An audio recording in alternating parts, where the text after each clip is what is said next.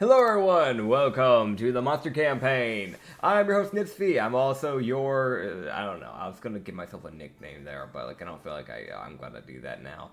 I was gonna say like, oh, I'm your monster tamer. Then I was like, no, fuck that. That is a horrible name for what this campaign is. Welcome to the Monster Campaign, where monsters are actually trying to evolve and break against humanity. So the whole monster being the monster tamer would be contradictory to the entire campaign. I am your DM. Yeah. We also have behind the bar, we have Acrid, who plays Count Dragos, who is an evolved aura. Greetings. Heck yeah.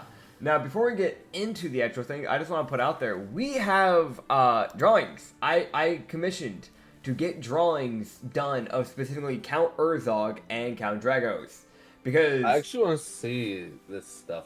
yeah, because the thing is, right, is that like there was no shot I was gonna find an AI image for Urzog. For either. Yeah. And also like Count Dragos straight up, I for player characters I prefer to get them commissioned anyway, so but we have, I'm gonna go ahead and send it to NPC visual for you, Acrid. We have, first off, we have Count Urzog. I'll just be putting up for visual learners. You guys, I've already described what they look like, but now you guys kind of get a better visualization of what they look like. I'm very happy with how they came out. You can go check out the artist. They've drawn the majority of our thumbnails nowadays. They're really good at what they do. They do genuinely such a good job. Calico, good friend of ours. You can check out the description and get their full username. I think they have a Twitter that we normally link, so go check them out. Really good artist. But welcome. For those who don't remember, in the last episode, I forgot to upload the last episode, so these will probably be coming out within the same week. We'll just space them out in days, so one will probably come out on Sunday or like a Monday, and the other will come out like on the normal Thursday, because I'm an idiot. But welcome. In the last episode, y'all managed to get the Foglet and the Merc Seekers to your aid. You managed to talk with just a really massive Craterus and didn't get yourself killed. That was actively walking around. You also randomly won over the Aberrant Aura, so there's that thing. If you ever plan to evolve that thing, it's kind of the only one of its kind that you've found. So, I don't know if you really want to evolve one singular monster, but it's there. I don't think I made a monster sheet for him still. I need to do that. I need to make a monster sheet for the Aberrant Aura. That's the only one I don't think I made a thing for. Because I just genuinely forgot they existed. Straight up.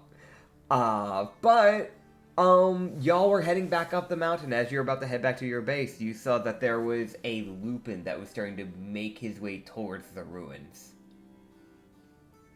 And that is where we had ended off last time. So I'm actually going to describe the guy that you're seeing now. Because it's not, I mean, he's heading to your base. It's not exactly the best thing, for obvious reasons, to have some guy, random motherfucker, headed to your base. Bro, dude, this guy about to just hear a loud whistle and get bushwhacked by magic. Dude, for real. For real. I'm not even joking. That might be about what's about to happen. We'll find out, man. We'll find out. So you can see it is this like I'm seeing the picture now of this like Lupin that's heading up here. So you can see. Man, this that's a nice Lupin. cloak. Can't wait to take it. Yeah, it's like this red. It's like this mainly red kimono that he's wearing with this kind of like blue kimono vest. I don't really know like what you call them. It's like one of those kimonos where like it's not exactly a vest per se, but like there's an extra layer of cloth that goes over the kimono, but still definitely a part of the kimono, if that makes sense. I don't know the exact terms for it, but there's that bit that kind of goes over it. So the torso area of the kimono is essentially blue, whereas like the sleeves are like this like orangish red, and then like Bonus kimono. Yeah. Bonus kimono. Bonus kimono, yeah. He has these like insensitive. dude. I know there's people who probably actually know the actual information on what it's actually called, but I do not, and I apologize. I'm ignorant. But there is he has a slightly lighter blue for these pants that he wears, which is like baggy blue pants, but it's kind of like a sky blue. He has these like, you know, random like intricate details around like, you know, the crest areas of the and like the edge areas of the kimono and around the end of the sleeves and all random areas of the cloth. And he has these like dark brown tight gloves, almost a black. And he has this, like, you know, it's like the typical wolf, like, fur color. Like, you're talking about, like, that, like, dark gray, almost bluish, like, color with, like, the white near, like, the snout area. He's got that type of, like, fur. He's a decent-sized, like, loop, and he's walking around, like, maybe 6.5 feet in height. Oh, a bit of a big guy. But he seems to have, like, 2 katanas just resting on his hip. As he's just, like, basically going up, like, the path to the ruins. Ah, yes. Yes. But he is heading up there. I don't know if you want to try and intervene before he gets to the ruins, or if you just want to let him do his thing. No, I'd like to intervene. Okay. Okay. So are you doing instantly, or are you trying to just stalk around a little bit, or are you just going for it? I have the expert archer one, right? Summer Kitsune? No, you just brought a random fucking Kitsune. The Summer Kitsune that is an expert archer you left at base to train because they didn't know how to use a bow yet. Yeah. Yeah, okay, cool. Okay, in that case, I have no one stealthy. You have, like, hold on. I think is highest is stealthy. She has a +5. I have disadvantage. So. Yeah, so because of my armor. Yeah. Also, like, just seeing the image of fucking my boy, it really just shows me, like, yeah, no, he has no idea how fucking to dress like a person. He looks like a fucking, like, just yeah, like the torn shorts, the like turtleneck. You can even see like the neck, even with like the turtleneck, the neck still looks a little puffy. Like the monocle with like that's like basically the other end of like the chain thing is basically built into the armor. Dude, I told them what I needed and they hit it right to home. Calico really did a great job, like straight Calico up. really made my boy look homeless. And yeah, that he'd be stealing everything, which is mostly true. And then the dresser, Count Earthhog legit just looks like an actual fucking monk from like the mountains. Like he's got like I told them just give him monk clothing. I'll leave the rest up to your discretion. They're like, all right, cool, because we never really gave much discretion to Earthhog's clothing. So he's these like brown baggy pants that like near the ankle area is where like it gets really tight and kind of like clings to his skin, but the rest is relatively baggy, and then like a red cloth that's like going around his waist is like a belt with like a beigeish white cloth that goes around half of his chest because he didn't feel like covering the other half, so he covers his left nipple, but he doesn't cover his right. Yup. He just built like that, man. Yeah. Oh man. Man. All right. Well, what's your plan? Hey there, bud. Fucking yeah. Just fuck. I don't know.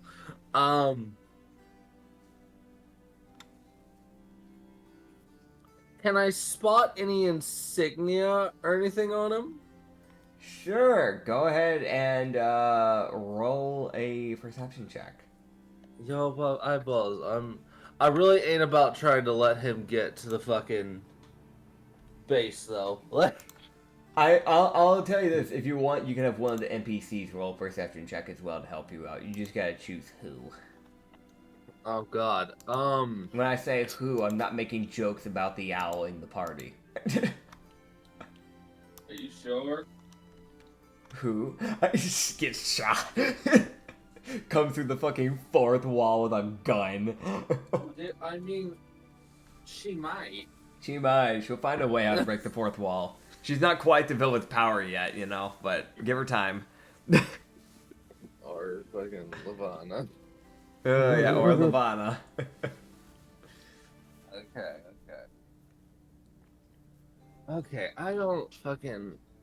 I don't know who would have good perception. That's the thing. Like, because I just brought a random ass fucking summer kitsune. I don't actually know what they're good at.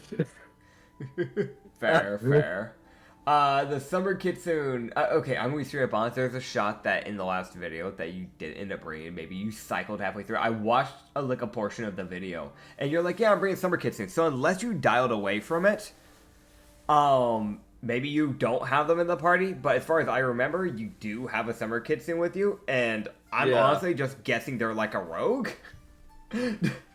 So they probably have like daggers. Now, I do want to say, in retrospect, if he did say he didn't want them, this is how I fucking revert this. They tagged along. They chose to come along. They just were like, and they came. So. I've also got, like, the extra drusters and the extra, like, magma or, like, oralites because, yeah. I gaslit that random party, so. Yep. You have the extra oralites and the extra druster. Yeah. Dude, I'm so happy. I did not expect me just going, you work for me now. Them. Huh? Oh, man. That is the most, like, some shit out of a fucking corruption movie. It's the most, like, what the fuck? It was just fighting me, so I was like, you know what, fuck it, sure, this happens. Oh no, you mentioned like they were my own kind, so I was like, well, maybe I could just off the rip convince them to join me. You did. I also learned a very important detail. Shit I recruit afterwards will evolve. That's fucking Oh yeah. huge. It is. Oh man. Alright, I'll have... Oh god, I don't... Sure, I'll just have the, we'll have the summer kitsune roll, because I don't know. I don't know what, Heist's wisdom is. Alright. Heist's wisdom, I can tell you. Heist's wisdom is a +3, and they have perception of +4. Okay. I'll just have Heist's roll then. Okay. Heist, I'm gonna digitally roll because I'm having to pet the cat. What do you get? That is a 15 something. from Heist. What about Hooray. you? Fucking 12. Alright. So you're I kind of rolled like 10. you're kind of looking around. You're not really picking up anything too much. Too many details. Too many things on his cloak. You're his kimono. Too much information. You know. Fucking man, pick a fucking struggle, you fucking ADHD looking. For Isis, you would see her kind of just look around, up and down the body, and then she would just kind of go, boss.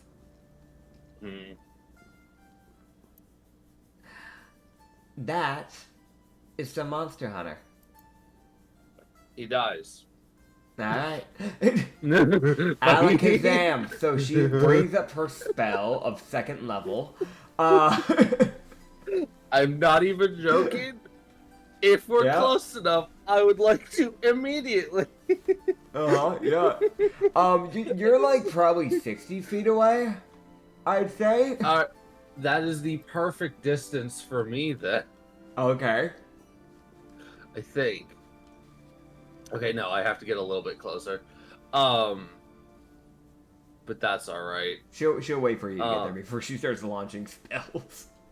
Yeah, so I just, like, this guy just quickly sees, like, fucking this random ass creature person. Yeah. Come up to me within 30 feet of him, knock an arrow and aims at him. God. Oh, man. That is a... Okay. 21 to hit. 21. That will indeed hit. I also As- place a seal on him. All right. After you do that, we will start initiative. Yay. You may roll. Oh yeah, I now get a fucking thing that makes my unarmed strike good. So if he gets too close, I can bite him. All right. Alrighty, so we're gonna da and then da. Alright, so he takes 11 piercing damage as an arrow slings into his side or back. Okay. Yeah, so you basically come from behind. So you would basically just pull this arrow back on your bow, let it loose, and you would hear it whistle perfectly. Like, you know, like that sound, like when you can hear something cutting through the air. You can hear that sound blow through as it just hits him clean in, like, the back area of his, like, right shoulder. Dude, man was like, I was heard there may be monsters. Yeah. No, like, you see him kind of, like, basically, like, lean forward after it plunges into him, and you can just hear that just... Yeah? Yeah, go ahead. He will grab the arrow and tear it out as he will turn around. Great, as he turns around into a face force of firebolt. Well, with ambush, keep in mind you only use an action. You wouldn't get the action in the bonus action. Yes. I forgot that. Yep. But you can roll me your initiative. And you can have... because I think that... Yeah? Yeah, okay. All right. I remember details. All right. I'm going to write down the initiatives of everybody in NPC visuals so we can keep up with it. Let me know what you get. Okay, I need to check the others. So, Hysis will get for her initiative a 7. Got 22. 22. Okay. I rolled a natural 19. I legit, like, I only have a +3. Like... Gotcha. Alright, so Hysis got that. Hysis got a bad initiative roll, but it's fine. She's a magic user. The Druster got a nat 1. Mia got a 13. Okay, hold on. So we have Mia with a 13. We have Druster with a 1. And what about the Fire Kitsune? 6. Alright. Dude, I just love the absolute detailing. Yeah. That, Dragos, super happy, super friendly, and then he sees the monster hunter and goes, and perish. Yep. Alright, so we're starting off initiative with Dragos, so. We love lore accurate combat. Also, like, oh hell yeah. His dex must be high if I'm not getting my bonus action. Oh boy. Alright. Oh no, just in general ambush rounds, I typically just don't give people a bonus action when you're doing an ambush. You typically just get an action. Okay. Because normally you wouldn't have that 9-second counter. A lot of times with most creatures, with most people, especially if they're alert and they're going to a place that they're expecting is a problem, they're already going to be on edge. The only time I'll really give an ambush round an action and a bonus action is if it is very specific conditions. Like if you're attacking a dragon that is sleeping, stuff like that. Because they're not alert. They're not being actively on guard, if that makes sense. That's fair. I know that I just run it off of normal, which just says you get your first turn of combat and they don't get a turn. It's fair. I don't know. I find that, like, if someone's already alert and they're guarding, in my mind it makes more sense for them to be able to react faster. Yeah, I mean, it's the whole turn, the action and bonus actions all happen in the same 6 seconds. D&D's fucking weird. See, I don't run it like that. I run main action as a 6 second, and then you use an additional 3 seconds for the bonus action. No, the way the turn system works is it all happens within the same 6 seconds. See, I don't do it like that because I find that to be idiotic. Because I'm sorry, but some of the stuff that you can do in just base D&D, no, again, I know there's shit that I say that sometimes people be like, oh my god, here he go, but like you can only do so much in 6 seconds, and some of the stuff that you can do in base D&D in 6 seconds is absurd.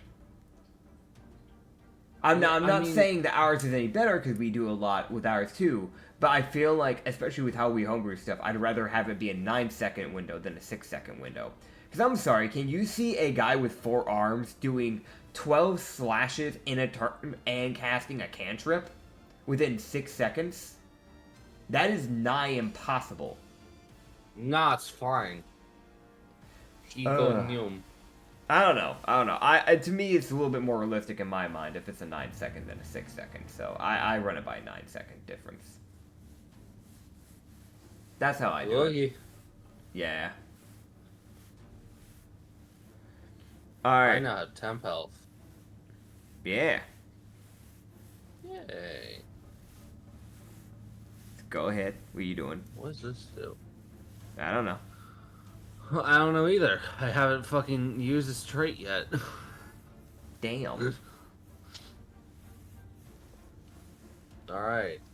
I will cast. I'll put another seal on him. Knock another arrow. Alright. Oh, God. Fucking. I'm so glad I have this fucking longbow with this fucking bracers of archery. That fucking Harrigan was mad useful. Oh yeah, no, the Harrigan gave you some good stuff. Oh man. Like it just straight up. That's mad useful. Alright. That is a 24 to hit. 24 to hit, that will hit. It's another 11 piercing. Alright. And another 4 necrotic. Okay. Anything else? That is, I'll use my bonus action to cast Firebolt, I think, because I think I can do that. I think so. For those who don't know, I made him an actual class called the Aurora Lights. Or a race. So, now he's not just using a kobold. Or light legacy. To be a. No, they do not get it. Fair enough. They do not get Firebolt. They do get a lot of stuff, so I just can't remember what. Yeah, no, so I do not actually have Firebolt anymore. Yeah. Oh, yeah, I remember why. Because literally D&D Beyond wouldn't let me give it to the fucking race. Like, straight up. Oh, yeah, it, you can add it, you just can't publish the race then. I wasn't trying to publish it. It legit just wouldn't let me add it. Like, I kept trying to add it, and it just wouldn't show up on the characters on the race, so I just said, fuck it. Like, straight up. I got sick of it. I spent, like, 3 hours trying to fix it, and I couldn't get it to fix. So. Now, I'm only willing to waste so much time trying to give a race a cantrip. I don't know what the fuck could have happened then. Like, I'm honestly not sure. I'm genuinely not sure. Because I've given races cantrips before, and it was fine. I've never had a problem with it before. This is the first time I ever had a problem trying to give a cantrip to a race, so I'm not sure. Yeah, I don't know if you can do anything else with your bonus action. Without the spell, I actually don't think I can do anything. Damn. Yeah. Yeah, no, that was my only bonus action ability, really. Gotcha. Alright, then I guess I just have no choice but to save it. Cool, then I will. Alright. Because I can't do nothing else. Understood. Did you close the distance any on him before you started combat? Because you said you were closing distance, but I don't know by how much. I'm exactly 30 feet away from him. Okay. Because I don't have a choice. Because I have to be within 30 feet to place a seal. Understood. So he will spin it after spinning around. He will basically, get shot again a second time, like in the shoulder from you, and then basically just make a mad dash towards you because you are the one actively shooting him. So he would, you would see as he would basically just like knock the katana on like his shoulder, and as he would get up close to you, he would try and basically unsheath it and take a swing. As he would just do like one big strike. Does a 15 hit? No, my armor coming in clutch. Nice, because I'm pretty sure that would have hit before. Yes, I had an AC of 12. Now you have an AC of, what is it, 17? Yeah, 17. I've Yeah. actually got some tankiness to me. Alright, so the first attack does not hit. So, like, you basically see is, like, he clips his katana, and you basically just move in just the right way to where it ends up hitting, like, a portion of the torso area of your armor, as it just kind of drags across, making this, like, grating sound of metal on metal. Dude, Dragos, I want this to be known, has the expression of, oh, it worked! Yeah, that's how it works, buddy. He's never used armor before. He wouldn't know how it works. So he's like, oh, it fucking protected me. That's fucking cool. Heck yeah. It's like, Dragos looks weirdly surprised that it worked. It's just like... Oh, man, as you would take a second swing, and this will meet your AC, as he got a 17. Cool. As he would take a second swing, he seems to be two-handing his katana. As he would basically slash it down your right arm, just cutting into your sweater, your neatly sewn sweater. As you take, I can't speak, 12 slashing damage. Well, I'll have him know he takes 12 necrotic damage. All right, so if he takes the 12 necrotic damage, he action surges. You son of a bitch. As you take 2 more swings. And like that second one, like you cleave in, you see like you're able to push in your black magic to go like across the blade and seep into his skin. And you see like as it starts seeping into his pores, you can see that look of anger form on his face. As he immediately, like that slash was downward, so he just immediately flips flicks his wrist to turn the blade upwards and then slashes straight up. Dude, this fucking Lupin's like, oh, you little shit. You little bastard. As again, he meets the AC of 17. As he slashes up that same arm again. As that will be another 8 slashing damage. I'm still standing. And then his final slash... I will barely... Actually, wait, no, is that a 6 or is that a 9? Wait, hold up. Okay, so I'm going to keep my finger on that number, and let me find the other one. I need to be able to figure out if this is a 6 or a 9. Why do they look the same? What's the difference? It's a different die. I've barely used this die before. Okay, they have a dot near the 6 and the 9. Okay, it's just very small, so I couldn't tell. Every other dice, just so you know, every other dice I've had, the font type that they've used for it has been distinguishable enough to where I could tell the 6 and the 9 apart. But this is not the case. So that is a 9. So that is going to be a... No, he still misses by 1. It's chill. Okay. He still misses by 1. So you would see that last slash as he does that cutting up your arm. You see him then basically bring it around and try to do a like horizontal swing, trying to basically cleave into like your your ribs. Because from what I understand with your armor, it's more like I don't know if it does go around. So it looks like he's trying to just break your armor. Like he's straight up just trying to cut through your armor. And you see it like grate again. Like, just, like, cutting into the armor, but not really breaking through it. Just dragging across the entire side. Oh, yeah. As, that will be the Lupin's end of his turn. As next up, if I remember correctly, is Mia. As Mia, your healer, looks at everything going on. And you see her from afar. No, she has to get up to you. So she goes up to you. Behind you. She's hiding behind you from the Lupin. She would lightly pat you on your back and just go, "Don't die." As she casts resistance using her cantrip. Oh my god. Does that So okay, I have she gives you resistance to slashing for a turn. So we're not exactly resistance. So resistant the literal counter resistance does not give you direct resistance. It removes a total of 1d4 of damage off of an attack of an element of your choice. So just slashing, if you get hit by slashing, which by the looks of it you'll probably get hit by slashing, it'll remove a d4. how nice. I have 11 health. Please heal me. yeah, no, that's what I was gonna say. As you see her go, alright, heal. Oh god. As she kind of just keeps her hand on your back and she heals you for 25 HP. Jesus Christ, I'm full health. Alright, she fully reheals you. As you see your like any like wound on your arm just heals up. And you see the Lupin again just squint.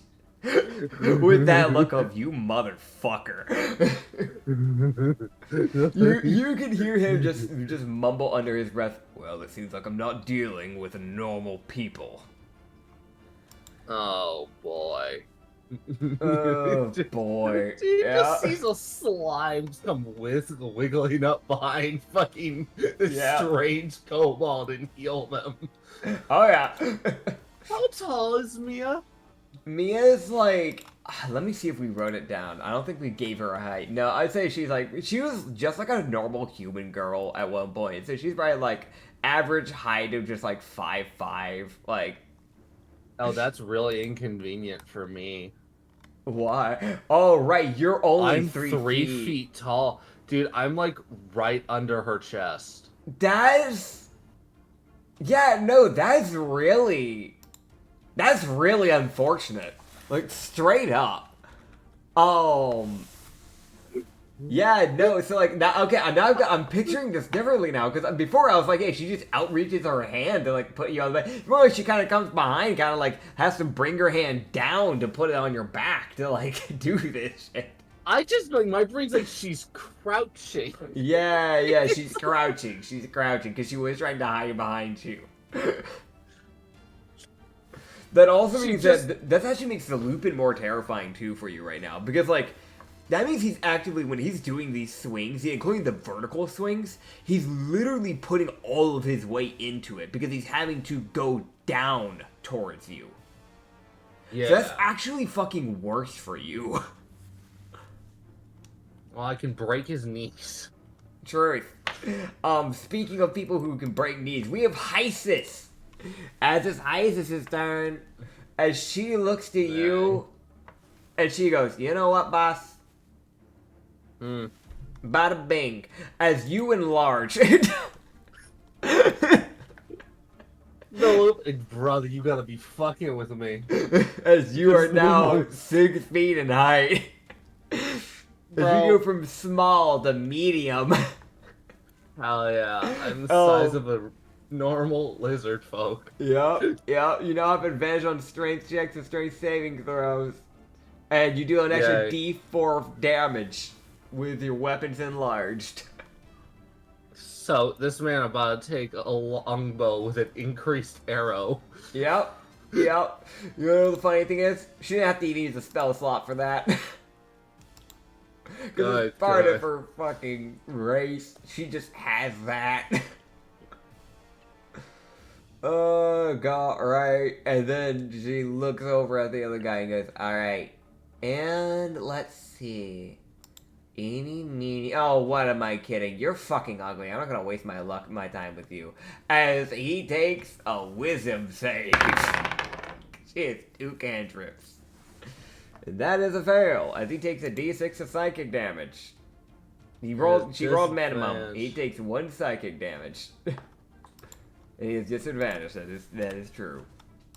You can see his eye just twitch.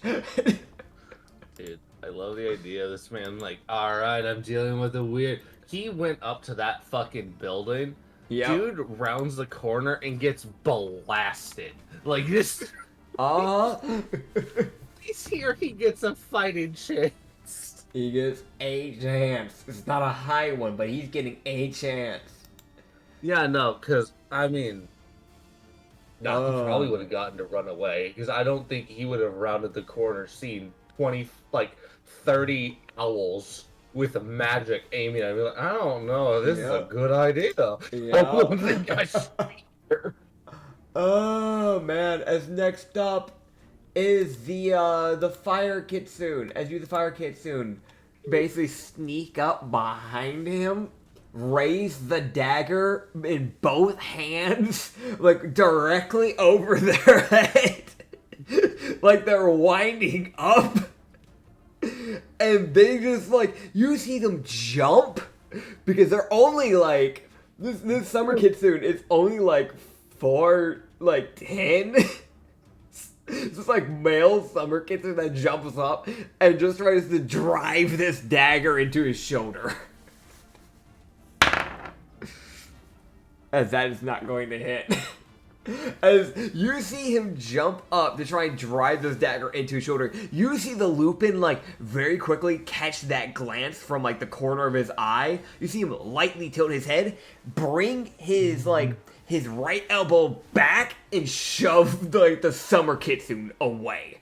Like, he basically just knocks the blade away and while shoving him midair.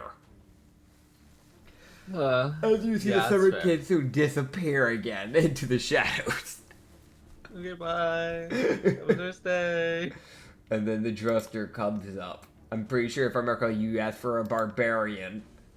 Yeah. So he comes up, fists ready. As you see him rage. As his blue mana turns red and the runes on his body turns red. As you see him, because again, Drusters, they're big. Your main one, Count Dragos, is the biggest of the ones there, and he's 9.5 feet in height. This one's around like 8 feet, maybe 8'1". Like he's still pretty big compared to the Lupin. And he basically comes around from the left side, raises that right hand, and just comes pummeling down. Like he's a fucking titan trying to hit a fucking fly. Damn, no, this Lupin is just evasive. As you see this Lupin basically bring that same sort of, like, you see him knock back the Summer Kitsune, look to his left, because he had to look to the right for the Summer Kitsune, look to the left slightly, again, barely moving his head, just shifting gaze, and then just brings his sword up and knocks the hand away with, like, the blunt end of, like, the blade. This Lupin is fucking fighting for his life. Oh, yeah, no, because he's getting fucking ganked. Yeah, no, he is. God. As you can just hear him to go, well, how many more of you are there, huh? As it now becomes your turn.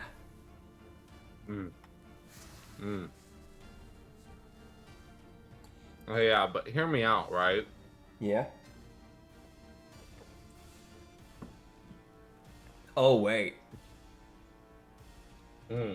Acrid Aura turn! Oh, yeah, there's also all the other Drusters. And yeah. I'm gonna be real, what we'll do for this, because there's a lot of these guys. You picked up a good amount of them. We're gonna have them all roll as a group attack. So, what's gonna happen?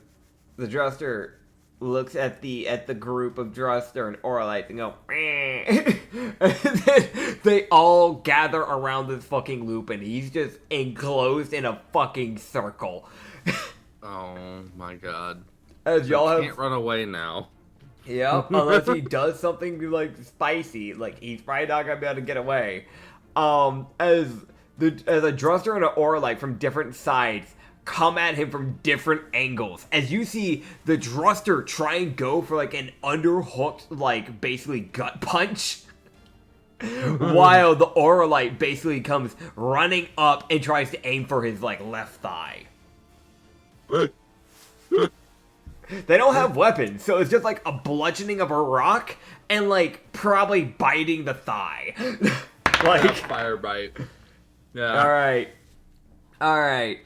So that is going to hit his AC. I just gave them like a +4 because like it's kind of just a group. They don't really have any special. These are like just like the randoms that haven't even gotten trained. They just evolved. Yeah, no, don't worry. I have a plan for those 2 Oralites. They're gonna be special.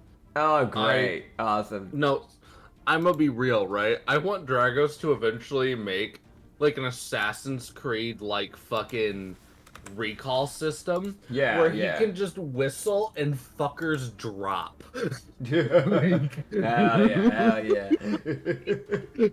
As next up is you. And like you see essentially like the like you know the Orlite basically as they're like going for the bite, you see him like basically again he like because he was already looking to the left side and he just sees from a slightly further behind him like left behind side you see an Orlite you see him like look towards the Orlite and bring his elbow down to knock their head into the ground, and then as he's doing that the gut punch from the Druster cracks him in the ribs. As you see him you see his feet like basically get dragged across the ground, and you can hear him just like basically cough and spit up a bit of blood onto the ground. As you can just hear the just straight up. Yeah, so you would hear Count Dragos go, "Shouldn't have come here." As with his bonus action, he's gonna use Monstrous Cry. All allies that can hear me have advantage against enemies. Alright. All allies within 10 feet of me, which is everyone. I'm so sorry. Yeah, I know you're probably a cool character, but I'm so sorry. Like, this isn't like, okay, breaking the wall here. I'm sorry. You did not deserve to get fucking bushwhacked by a fucking horde of monsters. Oh man. Yeah, no, he really didn't. Like I'm gonna keep it a buck. I'm normally fine playing this morally dubious ass fucking Orlite, but there are times where I sit here and I'm like, this man is doing his job. Yeah, straight up. Not like Bro, I'm sorry. Like I can't. The sad thing is he was probably just told there might be monster activity in this area, just check it out. You don't have to even engage, just check it out. And he's getting ganked by, from what he can tell, is probably actual people. It's like, nah, there wasn't monsters, they're fucking people! I'm sorry. Either there's a bunch of murderers or it's a bandit group. And they obviously don't want me finding something. I'm sorry, dude. It's the most like Dragos is me and Dragos, but I can't let him report this. Yeah. Like this is I can't let him report the fact. No, there's a bunch of fucking people there. I don't know. Like, they've also seemed to have enslaved a bunch of monsters. Yeah. Which is a different type of problem. Like, that's a different... Like, there's 2 ways this story gets spun. Either you've got a bunch of weird lizard folk and owl people who have enslaved summer kitsunes and elfies. Yeah.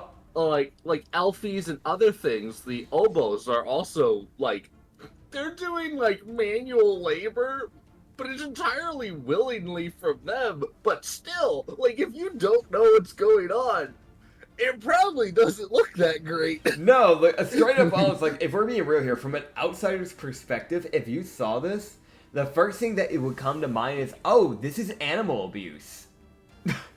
This is straight up animal abuse. That's what you would think. A bunch of creatures have been forced to do something that they're obviously and most likely not willing to do. In reality, they were very willing. Dude. Yeah, so like either he reports that or he realizes, because he's a monster hunter, so I would give them a credit to maybe figure that out. Yeah.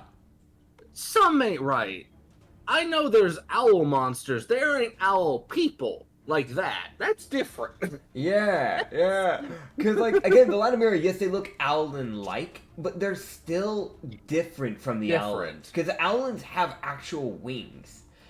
They don't. The Latimeria can form wings. They conjure wings. Yeah.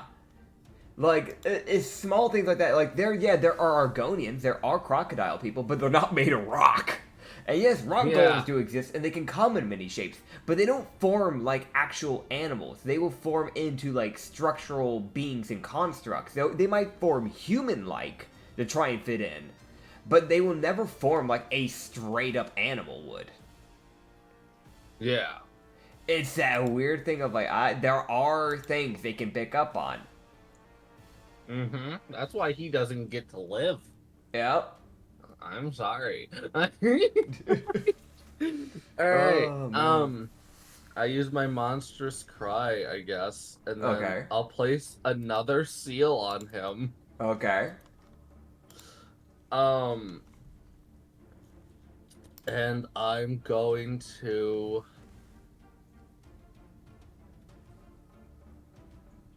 Well, what do? I don't have many options here. You shoot. You bite. Rawr.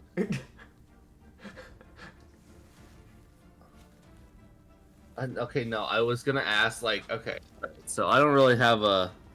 Alright, I'm going at a disadvantage because he is within 5 feet of me. Yep.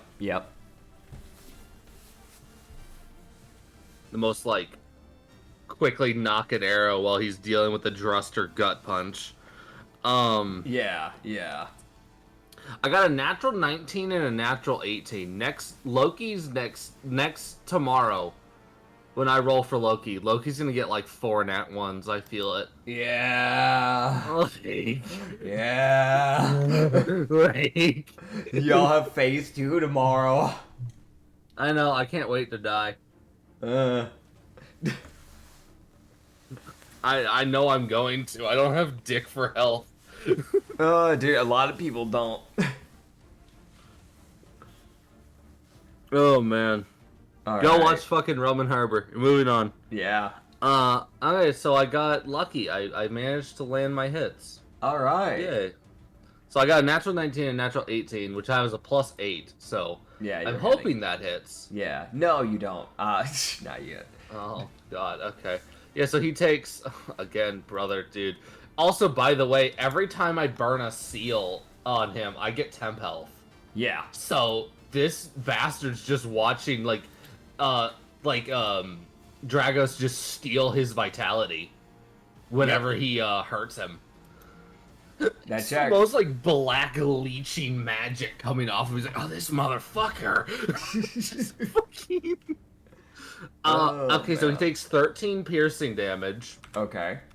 From my bull. And 3 more necrotic damage. Okay. And then... Yeah? Uh-huh. No, go for it. What does he do? Because I want to let you finish. I was gonna say, basically, you just wind back your bow. Like, you basically bring your bow, like, near your chest, but kind of, like, angle it a bit so that way you're not pulling the arrow into your chest, because that would be, honestly, the worst way to try and shoot in this current situation. You basically just lean back, and then just let loose.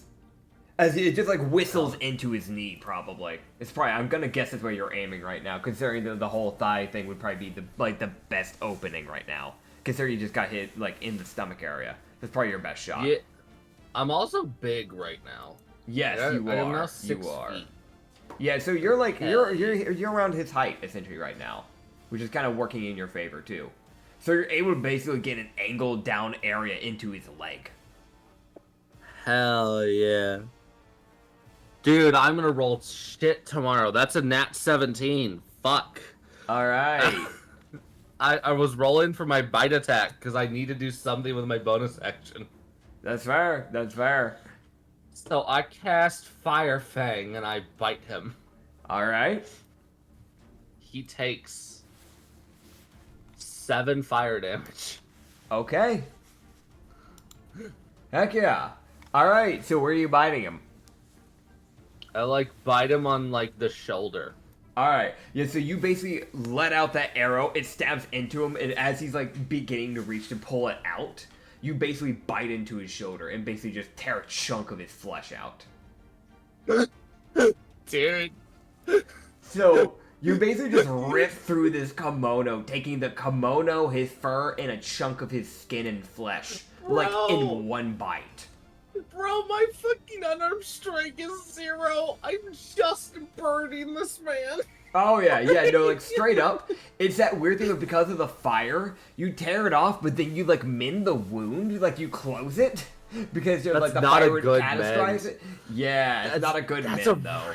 That's a really bad mend. That's extremely painful. Yeah, you straight up see where like he leans forward like as if he's about to pass out, but he like catches himself.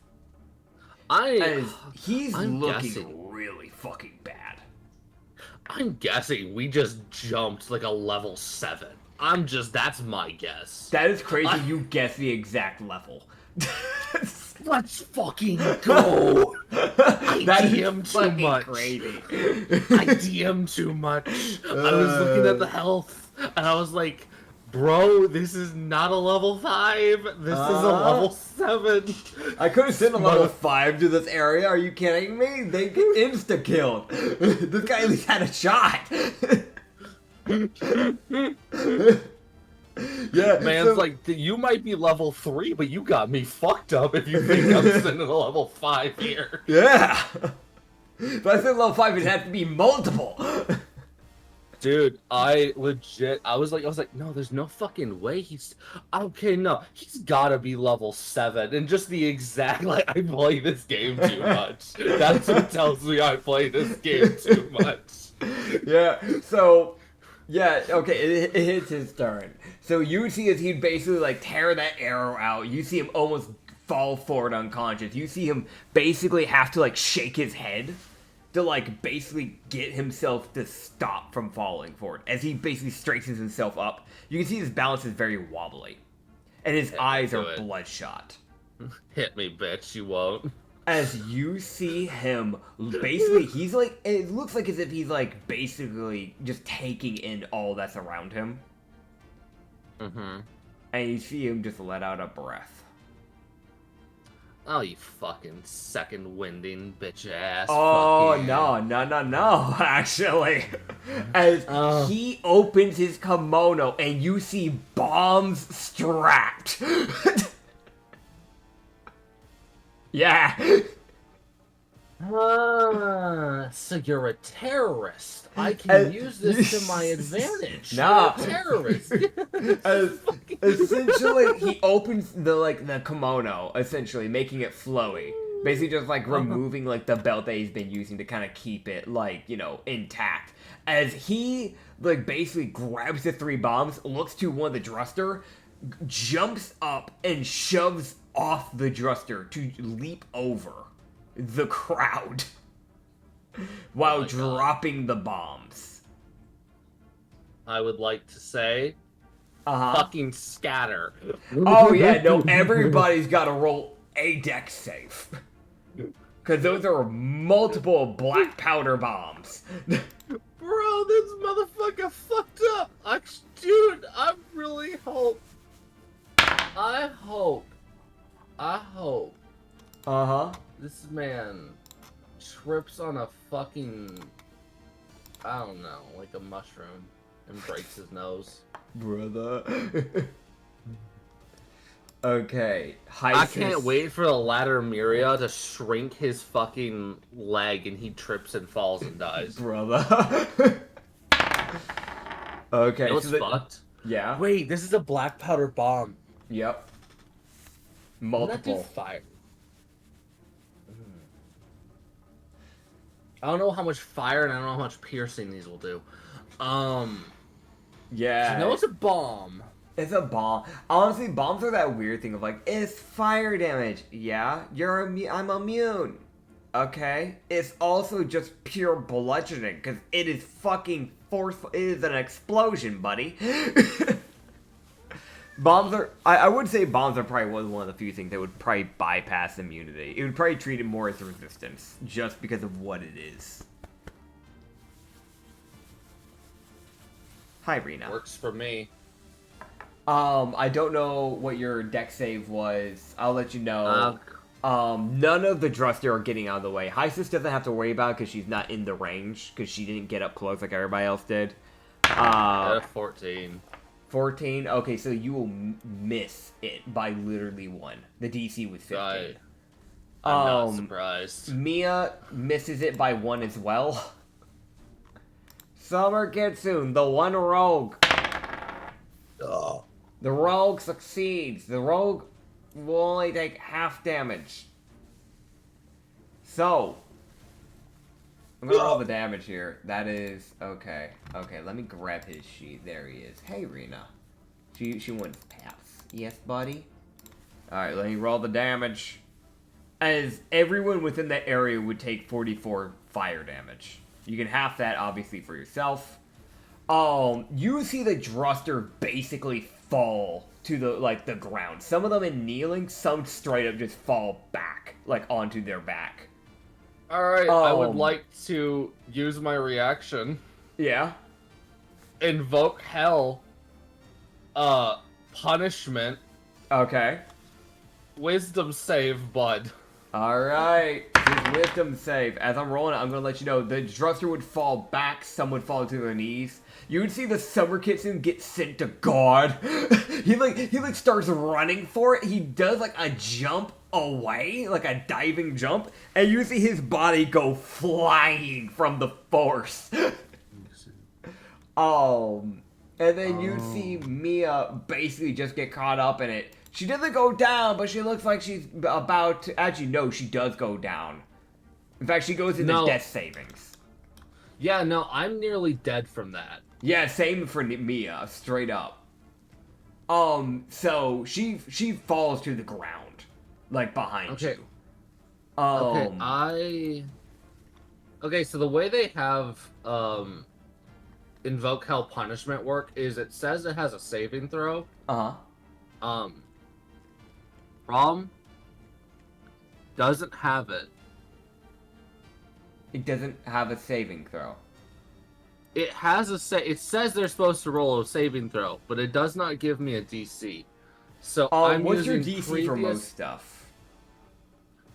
So I don't use spellcasting or anything like that for this version of Illager. Okay, so you don't have any normal DCs then, correct? No. So I'm just running it off of creating the one that they would normally use, which is Charisma. Yeah, so it would be DC 8 plus proficiency plus charisma then. Yeah, that's just what I'm creating. I apologize. I ran this incorrectly when he previously did this. I just assumed when I read it, it just said, yeah, the attacker takes necrotic damage equal to the damage they dealt to you from the triggering attack. Yeah. No, that's on a failed save. Okay. My bad. I was blitz reading. It's all good. It happens. It happens. Yeah, I also just did no save, so it just says fuck. They take a fuck what? Okay, it's fine. It's be like a DC 13. Otherwise, anyway, either way, he's taking damage. Yeah, yeah. Like he either takes full or half. So he's either taking 22 necrotic damage or 11. Okay. Okay. So, straight up, he got a 12, so I don't think that'll beat the DC, correct? That'll not beat the I have a 13. My DC is not high. Yeah. Yeah, so essentially you would see as he would take that 22 necrotic damage. As basically, once again, as he's like leaping off, you take that damage. You see like essentially just like this black aura basically form over his body. As you see him like land on the other side around you guys, around the like basically pile of bodies, essentially, because just about everyone's down from that. Everybody's on the floor at the very least, straight up. Yeah. And you would see as he land begin running, they would envelop around his body, and you can see him basically fall to a knee, and you can see that moment of him basically fighting against passing out from just actual pain. As how much goddamn health do you have? No, so this is called Final Stand. Oh no! As he slowly gets up, and you see him start trying to basically hobble away. As just die. don't worry.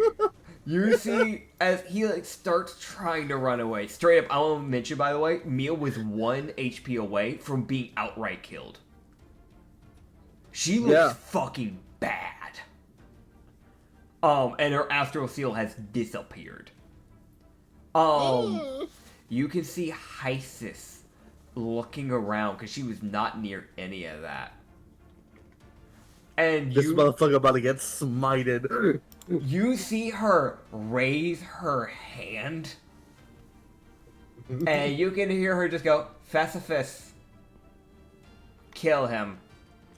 As you hear a crackle in the bones of the Lupin, sounding like thunder. As the male Latimeria, the only male, comes from around the corner, book in hand. As you see him wave his like wing, his like hand, and you can see every muscle in this like Lupin's body seize. From what I can see, this specific spell, there is no okay, there is a save. There's a save. That's what it was. It's just it wasn't coded in to have the save for some reason. So it doesn't show up, but it does say save. It's a failed save. You didn't even see what type of DC. I'm gonna guess it's a con. He does fail. As he takes 3d8 plus 4 lightning damage as he gets hit with nerve shock. Oh, it's that fucking one! Oh, God, no, that one's bad. That one sucks. That one's bad. As you see him fall to the ground. As the Lupin falls to the floor. And you see Hysis angrily going around the group of healing people. Bro.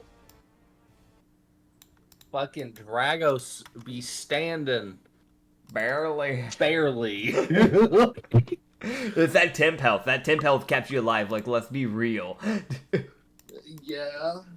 I also naturally just wouldn't have died from that, luckily, because I wasn't full health. That's true. That's true. Oh, man. Yeah, no. Yeah, no. I fucking knew it, dude. I looked at that, I was like, there's no fucking way. There's no... man. By the way, I now get to send you the picture of the male Latimeria. Because he actually has the picture. You're going to know him because he's actually shown around the corner. You actually get to see what he looks like. As you can see, Sir Fesifus basically just going around now. Basically just checking on everybody. Like, alright, is he alive? He's alive. What about you? Are you alive? Okay, you're alive. That's good. That's good. I'm stabilizing fucking Mia. Yeah, no, that's valid. Like, straight up, I'm gonna be straight up honest. That next little bit is just y'all just checking her. Like, alright, do you need health? Oh, you need health. Alright, how bad are you? Okay, I'm just gonna stabilize you. We'll let the healers actually heal you. But you can see it's like it's an owlin. He's a fairly skinny and well-built man. You don't know the full physique of this guy, though, because he's wearing fairly flowy and baggy clothing. But he's wearing this, like, red wizard robe, essentially, that has, like, a little red hood on it. With, like, with probably, like, a white shirt of some sort underneath that robe. But it looks like the sleeves are fairly large, so it might be a kimono of some sorts, maybe. Because it's got those really long ones where, like, the sleeve is big enough to where you can fit your whole head into it, and it wouldn't even be tight type of thing. But really flowy sleeves. Basically just a giant red and white, just wizardly robe with, like, these hazel eyes. And, again, pretty standard, you know, owlin, like, feather coloring. It doesn't show in the picture, but he does have the hat, because every Latimeria has the, like, wizard hat that grows, like, above their head. Some of them will have their hats, like, float. Some will have them directly sitting on their head. He's one of the ones where, like, the like, hat actively floats above his head, like, an inch or two. And it's, like, growing the talisman, so, yeah. As that is Sir Fesifus. Hell yeah, I'm going to Or pacifist, sorry. I don't know why I said phosphorus. I messed up his name. Damn. I have no idea, man. Messed up my own character's name. No, it's fine. Don't worry about it. It's okay. Oh, man. Yeah, you can stabilize her, though. You can just roll me a medicine check as she tried to stabilize her. Bro. With my +2. Nat 20. Nat 20, you stabilize her and you bring her back to 5 HP. And you kind of just like, you basically just take some like rags off the dead Lupus Komodo, just kind of like wrap up any like wound. Or quote unquote wound. It's more of like, actually with her, it's more or less of like, we gotta patch up the bleeding areas, and more of, how do I put you together? Oh god, you're like a puddle mess. So, I don't know, it's kind of a weird one with her. It's probably more just case, like, you find, like, a very small, like, vial of, like, healing off, like, the Lupin, and just kind of, like, pour it into her puddled body. It's kind of that weird thing of, like, there's not a good way to stabilize a plasmoid. Because you can't just tend to the wound, because there would technically be no wound.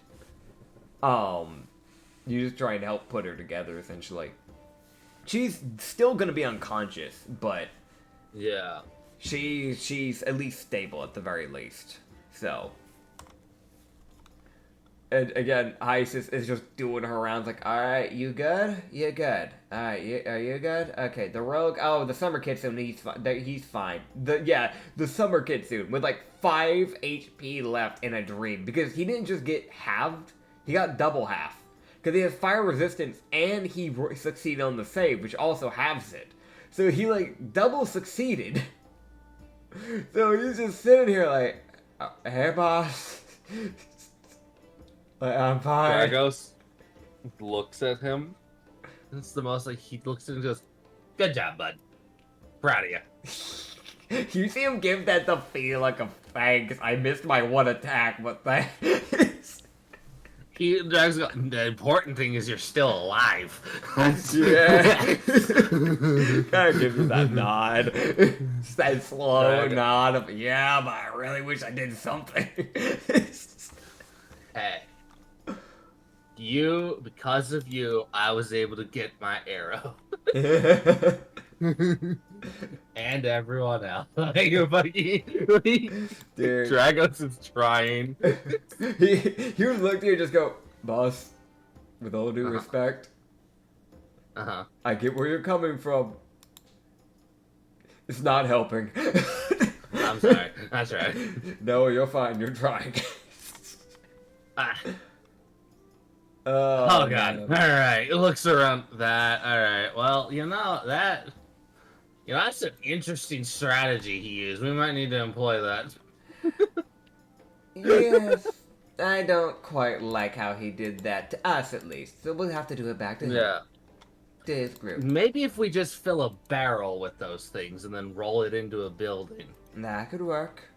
We do need to keep in mind, though, that if the monster hunter went up here and didn't come back, we are going to start seeing more of them start to show up. Yes, but also I think if he was allowed to go back, then there would have been an animal abuse problem. It would have been worse. Yeah. Either way, if it came down to animal abuse, then we would have gotten bounty hunters. Or we would have gotten the actual National Guard on us. We can deal with the monster hunters, they're strays. Dude, I love the idea. It's like actual monsters that are a fucking problem. Monster hunters, not that bad. You abuse an animal. God himself is coming down to smite you. But it's that weird thing of like with monster hunters, when it's a monster, it's like, yeah, just hit some monster hunters. Because their whole thing is that they are trained to deal with monsters. So nobody worries about it. That's why they won't send a whole guard. But like they're not trained to deal with actual people. So that's why when it comes to actual people, they sit there and go, they just go, yeah, no, we can't, no, okay, that's not an option. They're technically the mountains are in our jurisdiction, because we own that side of the mountains. So, the government needs to do something about it. Dude, Dragos is about to fucking kick his people into overdrive. Oh yeah, oh yeah. That's very. By the way, do you want to bite into the lupin? Yes. Even though, actually, no, you don't even need to because you already did. But you can take it back if you want to cook the rest of his body up for food for the people. I don't think they'd be like, nah. What do you mean? That's a person, dude. They're monsters. They're like they might have technically evolved. They might technically still be people, but like they were monsters. They still have that monster mentality. Okay, we need to pull up D&D Lupin race stuff. What do they get? What all does that class get? I gotta actually go to D&D Beyond to our like campaign thing and go to my test subject thing so I can see all of what they get. Because I have a test sheet that I use, and then I'll just change the race to Lupin so I can see what they would get. Okay. Okay, so species. Well, let's see what you could possibly get from eating a lupin. There's only one type of lupin, so you only have one shot of getting anything from the lupin race. So, lupin, please load. Please load. Thank you.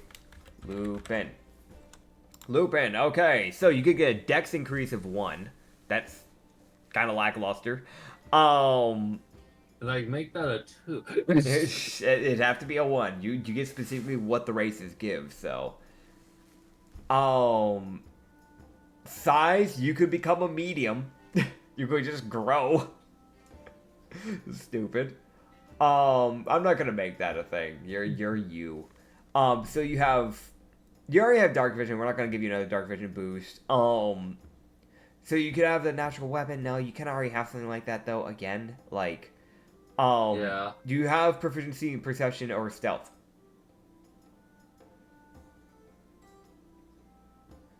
Proficiency in what? Perception and stealth. No. Okay, so you could get beast talents, which would give you both of those.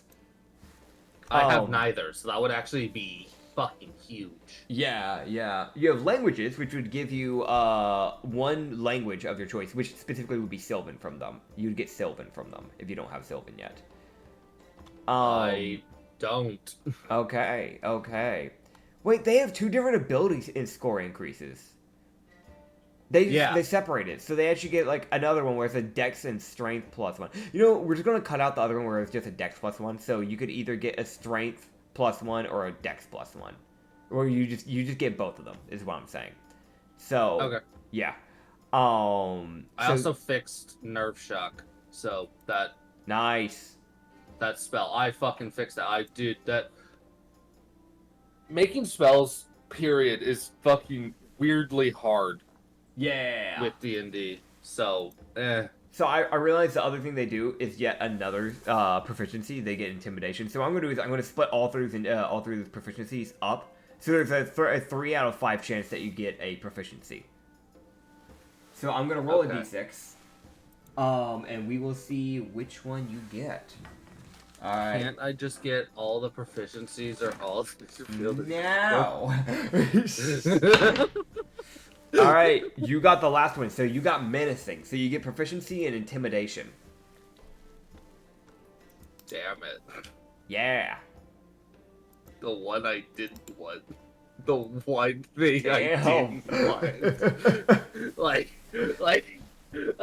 I hate to say that, but that is literally the one thing I was like, I don't want that. What is your luck? Because every time you're like, I want these things, and then you get the thing you don't want. Yeah, no, I want to just mean that happened with the high elf, that happened with the ghost-wise halfling. Yep. That happened with the lupin. I mean, the Haringen and the deer have been the only 2 that I've really gotten what I wanted. Yeah. And the tiefling got the tiefling, the great boss from the tiefling got burned, and I got age up. Yeah, which, I mean, that was something that you did say you wanted to get with better age, because you would die pretty quick, because your age is, you are a call variant, so. Yeah, I got 8 years, motherfucker. You went from having 8 years to live to like, alright, I've got 200 years to live. Awesome. I have 500 years to live. Yeah, Thank you 500. very Yeah, much. yeah, thank you. Oh man. Saying I got to just prof and intimidation. Yeah.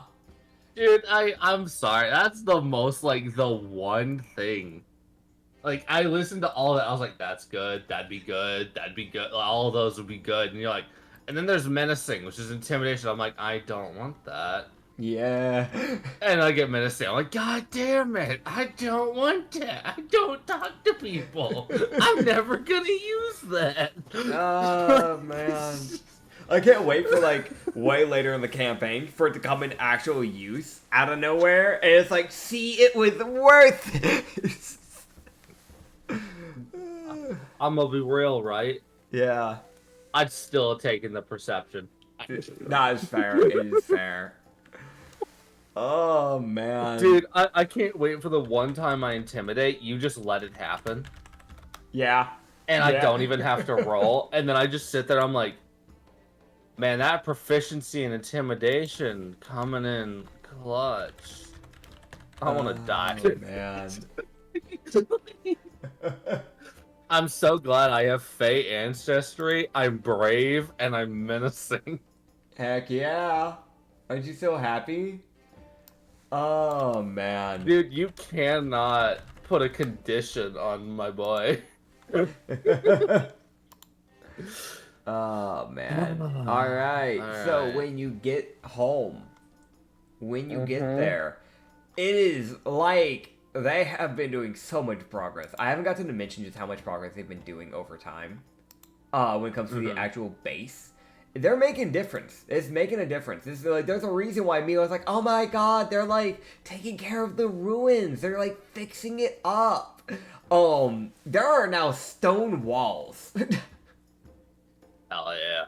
Like around the ruins. They've built 2 big stone watchtowers. And they have okay. Yeah. And you can see that they're using the summer kitchens are normally the ones that are up there. So there's like 2 summer kitchens up there. And it looks like they're starting to kind of like get a lot more of the houses built up. So what they've been doing is like you can see where like they started making this area more sparse with nature, lightly. But it's obvious that they don't know what they're doing because you guys don't have any druids, because you don't have a really druidic based race. So it looks like they're trying to grow more like trees and plant life and farm and stuff. Because the farms are outside the walls because they're trying to keep it away. The lake, and then you have the water trenches that are almost done. The Obos have been working at it furiously. You can see the Ubagabi and the Druster have been basically still building homes. So they're not building those small little like 1-room buildings. They're building like entire headquarters for different races right now. So like you can see where there's like a massive building that they seem to be building. Like they haven't gotten done building any specific building yet. Because right now they just fixed up the old buildings, the 6 old like stone buildings. But you can see where they're building this one massive long stone building. And it looks like right now they're working on the roofing, which is this way more like Viking roofing. You know what I'm talking about? Where they have like they're doing a Viking roofing for the buildings essentially. But they're making it way longer. Like it looks like they could probably fit 10 people in there comfortably. Hell yeah. So, yeah, it's pretty decent size. There's probably second floor in the area. But they seem to be working on the roof right now, so it looks like they almost have this building done already. So, I mean, because you have a lot of people. Like, weirdly enough, you have a lot of people, so y'all are actually making progress. But, you can see that they... to undo my progress. Oh man. You can also see that specifically the Elfies, they're playing around. they're goofing around. Like you can see a few of them like trotting on like the top of the rock walls. You know, just like floating every now and then. Do they help? They try. They're like lookouts, quote unquote. They'll probably be better. They'll probably be more useful when they actually have a race. Straight up, I'll be honest. Right now, you picked up a bunch of goofball monsters. And the glibble goo are still unseen because they are probably still in the monastery making even more fucking wine.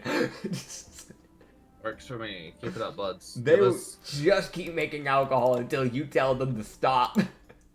See, I'm not going to, because here's my plan. Yeah.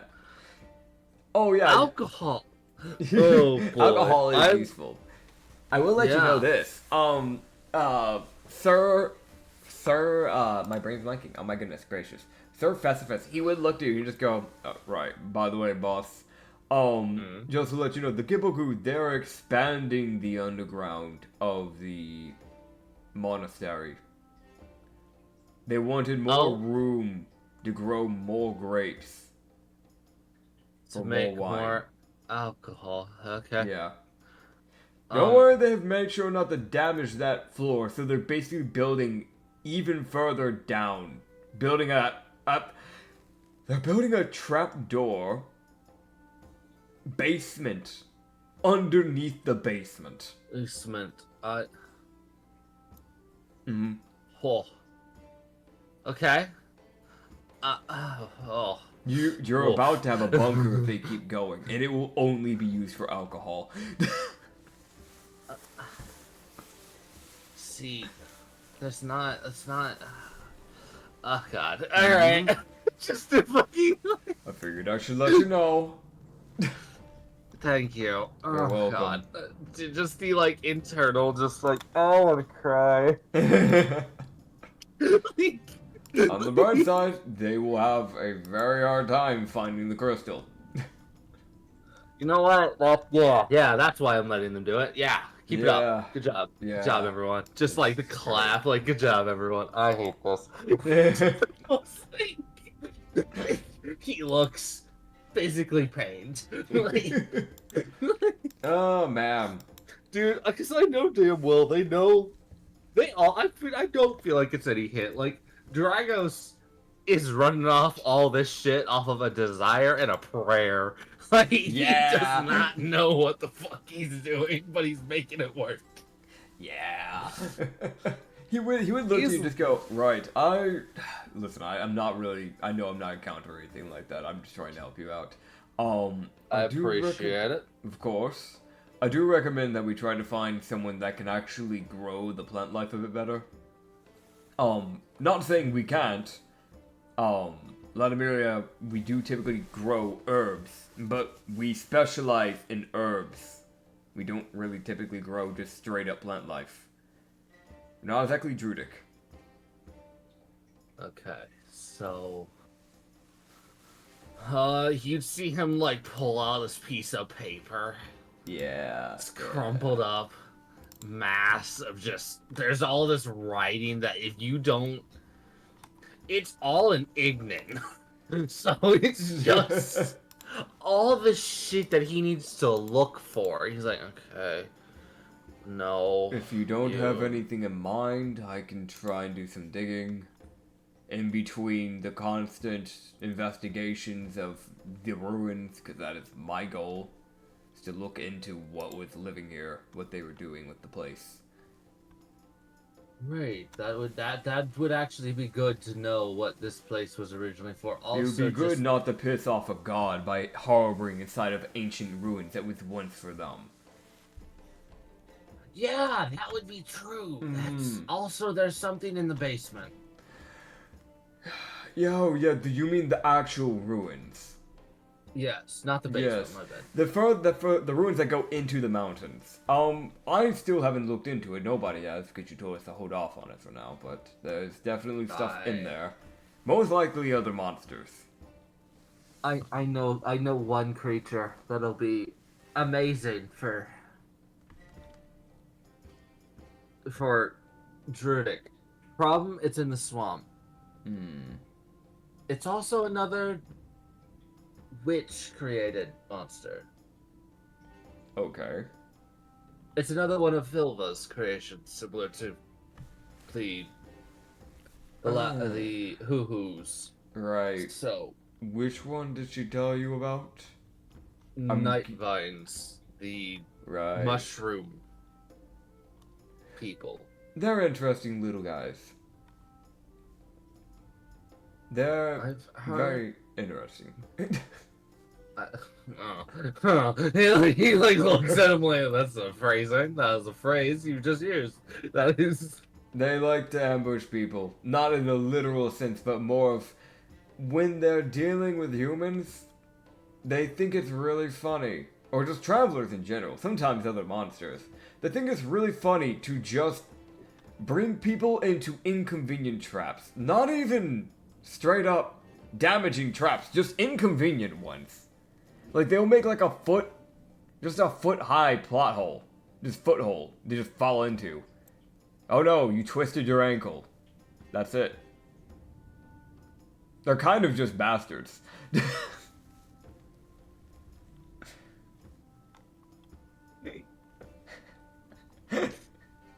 Ah.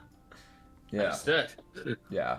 I Oh. believe there was 5 Oralites that were there that we recruited. There was. I think you should have written them down. Or you might have I already didn't. mixed it. You might have mixed it into the current total. Because I do remember you I mixed doing something of the sort. I mixed in the runic auras. I haven't mixed in the Oralites. Oh god, dude, I don't remember. I thought it would already been written down. I think it was No, maybe it wasn't, 'cause- maybe 4.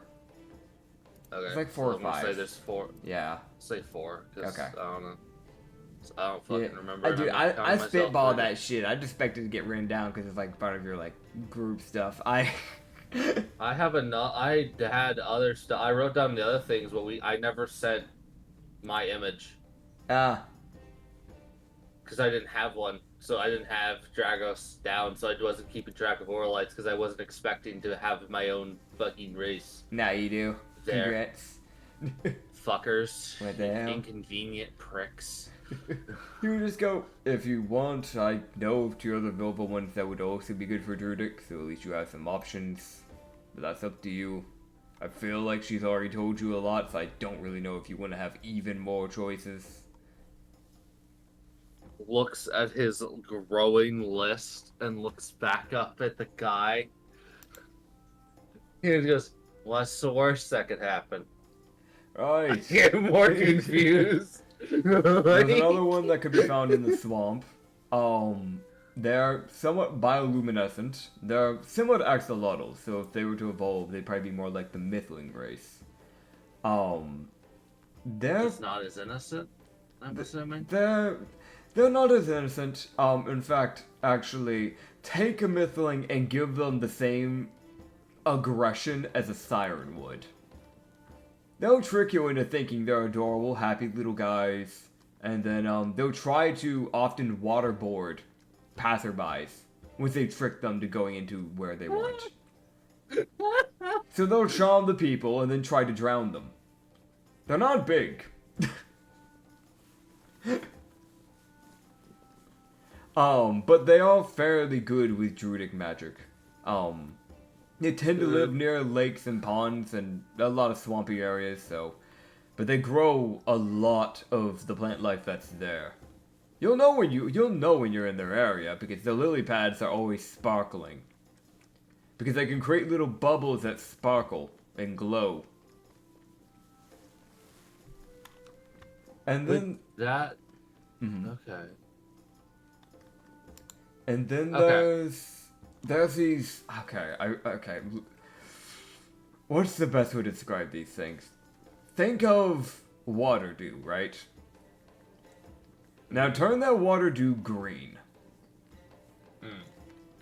I say this because their bodies feel and mesh like water, but they're about the size of, honestly, a magma aura. And they're green. Oh god, they're like little cats. They're like tiny little cats. They're bioluminescent again. They have these massive eyes, and they have little antenna, kind of like a mycelium in that degree. And they love just growing plants. They're kind of like Vilva's version of a Pompey. They can be really friendly, or they can be your worst nightmare. They're found in the forest.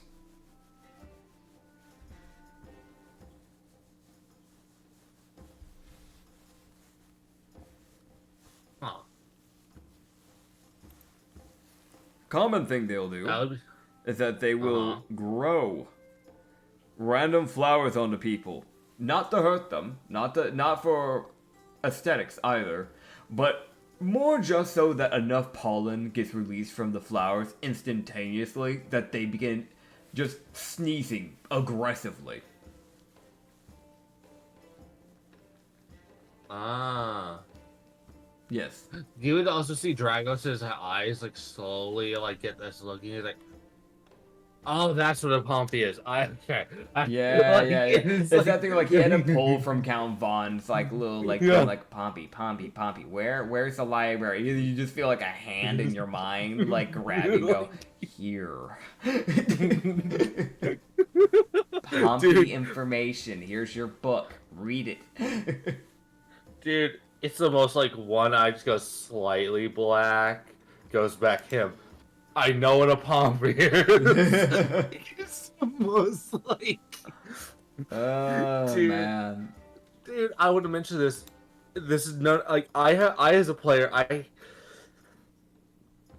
sit in here and just going, all right, time to meta knowledge. Looks up creature name. Okay, what are you again?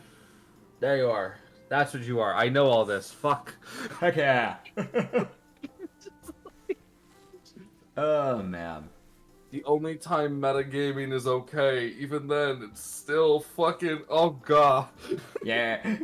But yeah, they just try and give you 2 extra options, just kind of help you out a little bit, so you have some variety for choices for druidic stuff. Yeah, I have the fucking, I think.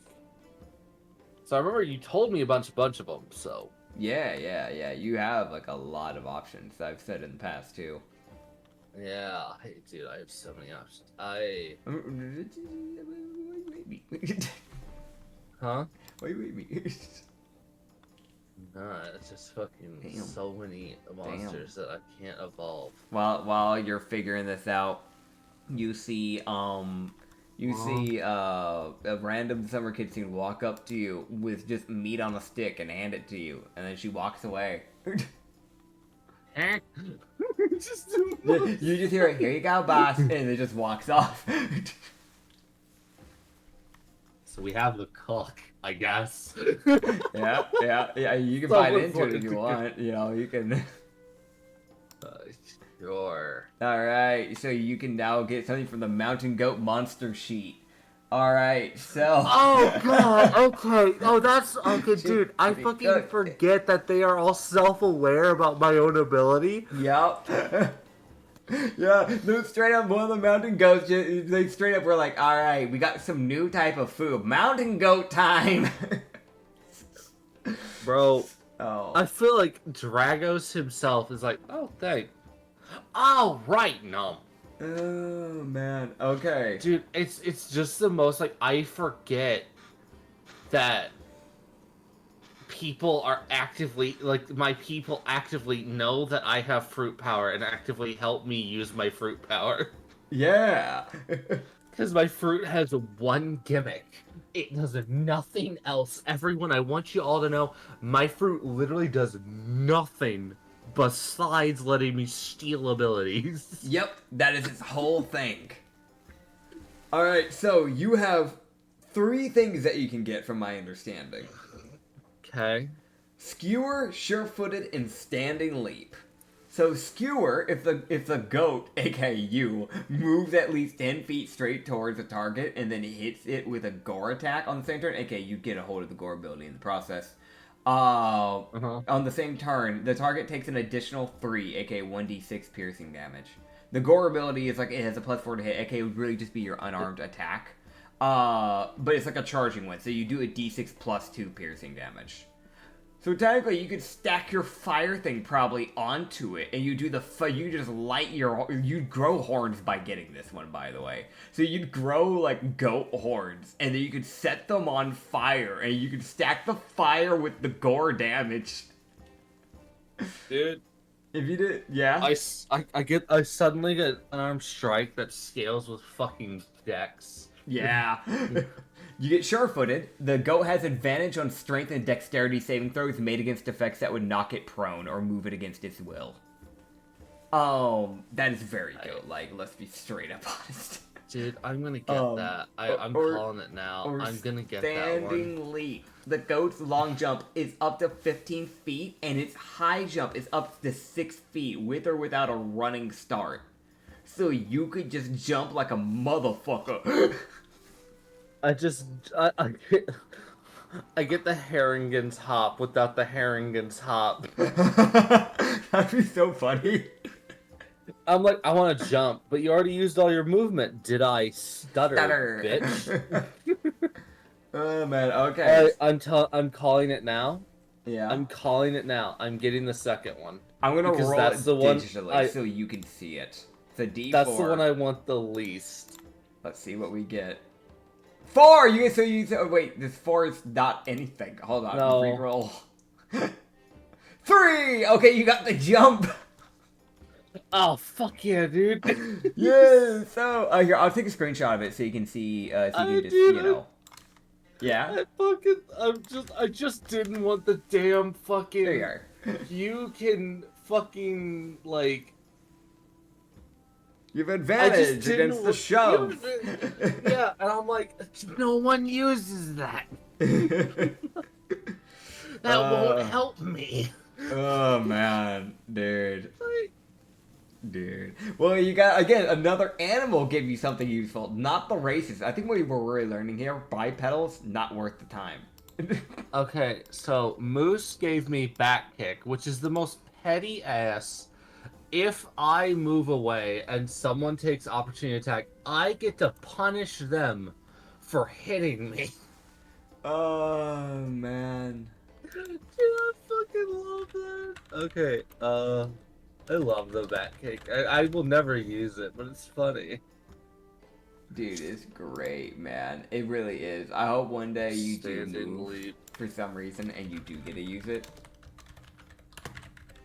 Oh, Jump man. up to jump up to 15 feet without running start. Dude. Feet. That's great. I'm glad that weirdly enough the animals, just natural animals, are just weirdly useful for you. Like I now have a movement ability. I'm assuming that would take a bonus action for me to just jump, but yeah, I it'd be like a bonus action, but it's still, that's very useful. Like, including if you need to infiltrate a place and you need to like get into like a house for some reason or something like that, and the window's open, just jump all the way up to the window. oh my god. Oh man. Okay. That's a thing Jump now. up 15 feet up slash feet up to 15 feet. Rena, my and leg is like actively jump killing me. up. Oh Burn. man. Typically 6 feet. Dude, I want to like, it's the most like, it's like, why is the vertical leap so good too? Is it because I have a strength of 8? Yeah. Like, I can't jump. I have no hops. Oh, dude. But yeah. Like, Mhm. okay, so we've gotten elves, not that great. Halflings, not that great. Deer gave me a dex increase. Moose gave me ability to kick somebody. Tieflings, I age different. Yeah. Harringans, finally, the one race gave me something real useful. Dex. Lupins, I'm menacing. I'm Ray. You're scary. Congratulations. Rawr. I already am. Now you're more scary. And then I got standing leap from the mountain goat, which is dope. Heck yeah. Yeah, I Alright. just love the fact, just like my random part, like my whole group's like, all right, we got a random new meat, give it to the boss. Heck yeah. Oh, You know man. what? Oh yeah, you guys probably would have looted the Lupin. You do get his katana. He had a katana of warning. So, I don't know if you want to give that to anybody or if you want that for yourself, but... Okay, so... Okay, hold on, what does this do? Katana of Warning. I can tell you. Yeah. So Yeah, Katana I of see it Warning, yeah.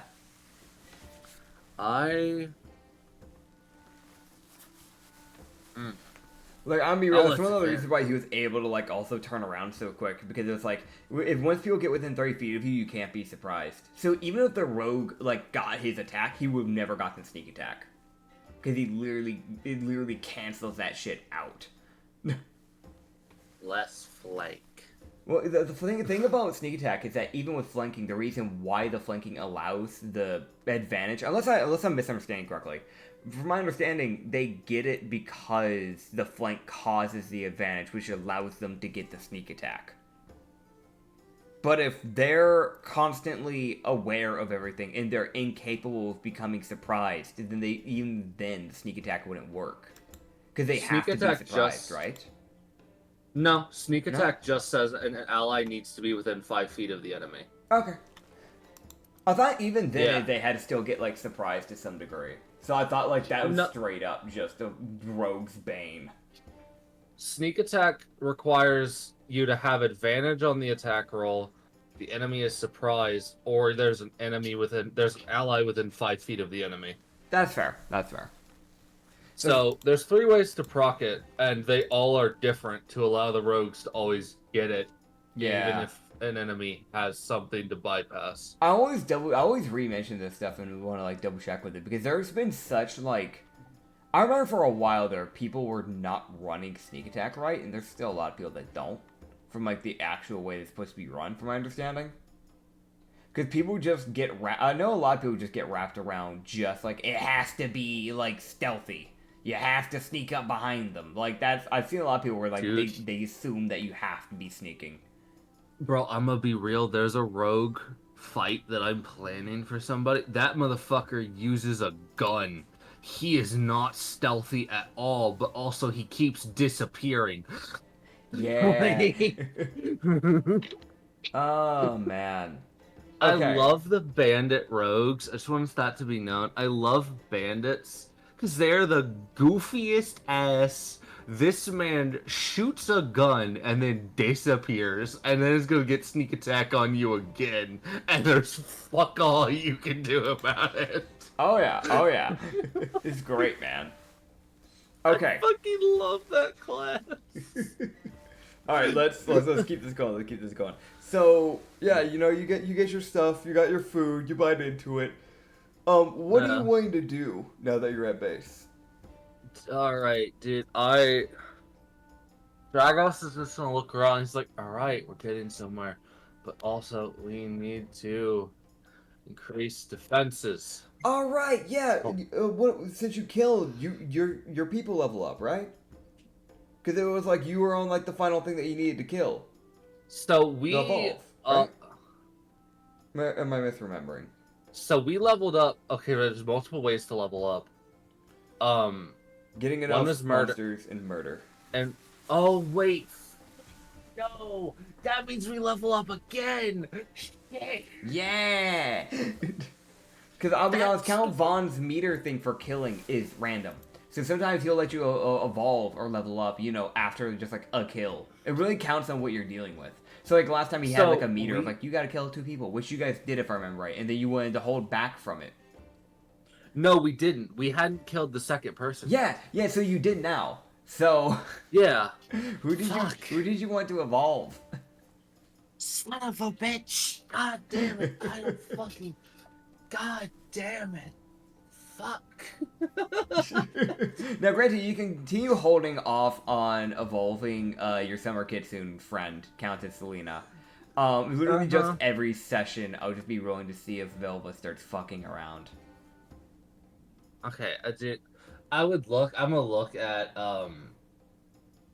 fucking Hysus. Yeah. I'm like, okay, so here's the thing. Mm-hmm. Yes, I'm actively aware that I can't tell if I'm annoying her, but I'm preventing Selena from evolving, are getting stronger, which I think, if my gut feeling is correct, your creator has a chance to start messing with things. I'm guessing Count Would that- Vaughn told you. Yeah, yeah, one of his many little notes that I just look at and occasionally realize what they mean. Yes. Dude, I don't know why, but my brain always pictured just Vaughn's just like sticky note board. Yeah. It's just disorganized as fuck, just to fuck with Dragos at least a little bit. It's to actually let you know, it's like one of those theory boards that you see where they have like the bunch of paper stuck to a bulletin board with like the red yarn kind of wrapping around like the pins. Like, alright, so this guy was attached to this and he killed this guy. But see, if he killed this guy, then he must be in this location. They have a bunch of, you know what I'm saying? Like, he's got one of those boards. Dude, Yeah. so Dragos has to look at that and he has to play Find the Lore Yep. just to know shit about anything. Oh yeah, oh yeah. Oh man, okay. Well, fuck, dude, who do I involve? Who do you want to evolve? I really need the Elfies to evolve, but also I don't. I think I was gonna. I need intelligent people, but also I don't. But also, yeah, I don't fucking know.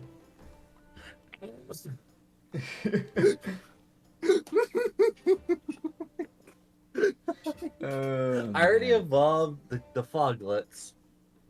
Yes, Okay. yes. No, you didn't get to. You hadn't done it yet because remember you were talking about evolving them because you just got them last session, and you hadn't evolved. Yeah, but you hadn't didn't I- leveled up, right? But I leveled up that session. Yeah, Because I okay, dude. recruited 5 I'm monsters. so yeah. No, you're right. For those who are like, why is he so confused? It has been a very long few weeks. Okay, I have been buried out my fucking gourd. I am trying. Okay, I also am having to. I'm also taking something for myself, and I'm going around and I'm marking all the ones that I've already evolved. That's valid. That's valid. Technically, me too. So we've got 5 creatures evolved right now, and I'm going to level 4. Yeah. If you want, you can also hold off on evolving the monsters if there's a specific one that you want to evolve that you haven't gotten on the team yet.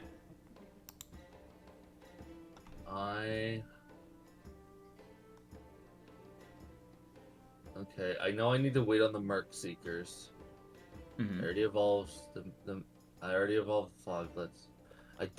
As much as I want to evolve my boy, the fucking Aberrant Aura, Mhm. I only have one of him, and I don't know if can go find friends. I don't. Yeah. Yeah. It's kind of that unfortunate thing. Yeah, But also, I'm gonna be real. Dragos would look at Heisty and goes, would that be bad or good with her messing with things? It honestly depends. I can look and go see boss if you want to see how she's feeling. Get a little bit of a read today. Sure. It really just counts what mood she's in. Oh boy. I'll determine whether or not I risk it. Alright, so you see her kind of like basically just kind of like close her eyes for like a few, like maybe like 2 or 3 minutes, just kind of like, you know, just doing a little meditation, and then she'd come back and she'd be like, so right now she seems to be doing fine. Okay. That's good. She seems to be in a good mood, so if it's today, she might just bless somebody if she feels like it, but you know. Okay. Yeah, it really just counts on her mood. Okay. That's... Okay. Oh boy. Just fucking... Oh boy. So, Alright, we'll risk straight it. up, there's a shot she blesses, there's the shot she sends a monster. If she's bored. And Oh boy. that's just a shot that, you know, if she ends up being in a bad mood, I don't know what she would do, to be honest. I've never seen her in a bad mood. She doesn't get in a bad mood very often. Though I know there's been some human apparently in the world she's been in lately where they've been making her slightly annoyed. So I don't know what's fully going on over there. Why would you do that? That seems incredibly stupid. And No, apparently he's been talking a lot of smack about some Durla she likes to talk with. And apparently about her lightly. Mainly about him, though. But then when apparently the human that's been mentioning her doesn't outright mention her name, because apparently he doesn't know her name. It's like a weird, I don't know. Dragos, I'm gonna be real, has the visible expression of pain. As if this knowledge has brought him physical pain. Like he just this is why humans are stupid. No, I can agree.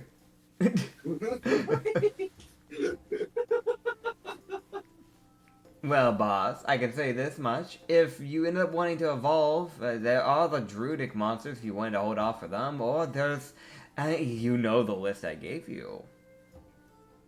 Yes, I do. Yeah.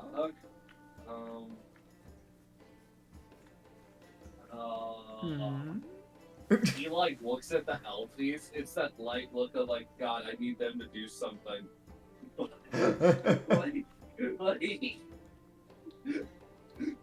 Do you have anything in mind for what you would want the Alfies to do, boss? I don't know. They're guarding right now, but I don't know what they can do. Well, I can get you the monster sheet and you can get an idea. Oh my God. And you see her pull out a piece of paper. Bro. It's like very detailed drawing, and it's like she has like these weird stats that you don't quite understand. Where it says things like saving throws, skills, damage vulnerabilities, damage resistances, armor class, hit points, speed, and you're sitting there like, what the fuck? Dude, I feel like he looks at this and is almost an immediate from Vaughn of going, don't think too hard about it. Yeah. Right. So, the actual monster has 13 HP and an AC of 12. They have a speed of 20 feet, a climb of 15, and a fly of 10. Okay. Strength of 5, dex of 17, 10 con, 2 int, 15 wisdom, and 17 charisma. They have vulnerability to thunder, they have resistance to cold and force. They have a persuasion skill of +4, that's their only skill they get. And they have a saving throw dex, which is a +5. And they have proficiency bonus of +2. They are lighter than a brick, which is a trait they have, where the Elfie have a small field of mana that naturally leaks from their pores, creating a 1-inch field of gravity around their bodies. This causes them not to exactly be under the effects of zero gravity, but rather they're always under the effect of featherfall at all times, meaning they always float down. They don't fall at a normal pace, ever. They also have tail propeller. Using the 2 tails on their body and their ability to control gravity, they can make themselves light enough to fly by spinning their tails swiftly like a helicopter. That's not very fast, but shut up, they're flying. That's why they have a fly speed of 10 feet. Starry proficiency, prophecies. The Elfie have small stars that glow and shine from their fur, producing a 5-foot dim light. Should they become hostile, the stars will stop shining. Actions. They have a bite and a gravity shift. Bite. It's a +3 to hit. They do a D4 piercing. Gravity shift. The Elfie boops the target with their paw or nose, forcing them to roll a dex save, DC 13. On a failed dex save, the gravity around them decreases to the point of 0 gravity. The target begins floating off the ground and makes them unable to use any movement, and causing them to immediately fail any dex or strength saves. Enemies have advantage to hit the floating target. This 0 gravity shift lasts until the target succeeds a wisdom saving 13 against it. They're 7 to 9 inches in height. You know what they look like. They're originally made by Lusha, the arch goddess of space. And it's originally said that they were originally formed by shards of a dead star that she was trying to recycle. In some cultures, it's believed that Elfies are even a good sign of luck. This is a common belief with Elvish and Satyr cultures specifically. Some kingdoms will even go as far as treating the local Elfies like gods. Kind of like how India will treat cows like gods. It's kind of like that. Okay. Creating laws forbidding hunting of Elfie, forbidding any foretaking of digesting Elfie meat, and often creating laws that lead to Elfies being treated better than the typical peasants and nobles of the kingdom. Men. Oh, man. But yeah, Okay. that's what they can do. There are also the oboes if you want intelligent, because that is like the one other somewhat intelligent monsters you have with you right now. The oboes are kind of smart. At least the leader is. Alright, well. There's that one that's like, There's that one oboe, but it's like he might be lacking some he's probably the brawn of the group. But like there's probably like one oboe that you look at him and he's like all fucking muscle. Look, they're like head empty. He's probably a barbarian, but then you look at the others and they're probably monks. Like earthbending monks. So. oh boy. Alright,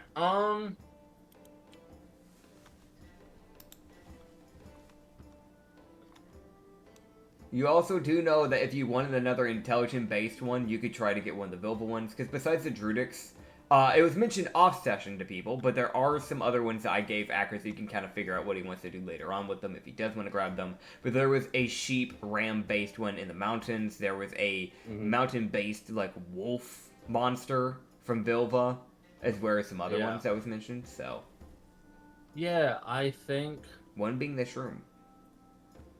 yeah, I might be taking a trip to the swamp tomorrow. Alright. But also, no, I don't want to do that. I don't. You don't want to go to the swamp? No. That's not there. I have this idea that's in my. I want to blame. I want to blame the creatoress for killing the Lupin. Oh, God. You sure you want to do that? No, I don't. I don't want to do that. But like, Okay. it's an idea in my head. God, dude, you start getting some wild ideas.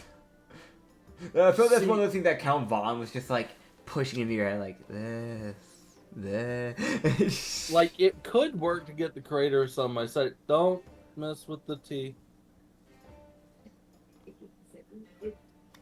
Almost there. Oh, that's fine. Dang. Oh god. Okay. Fuck. Yeah. Yeah, that's how I'm doing.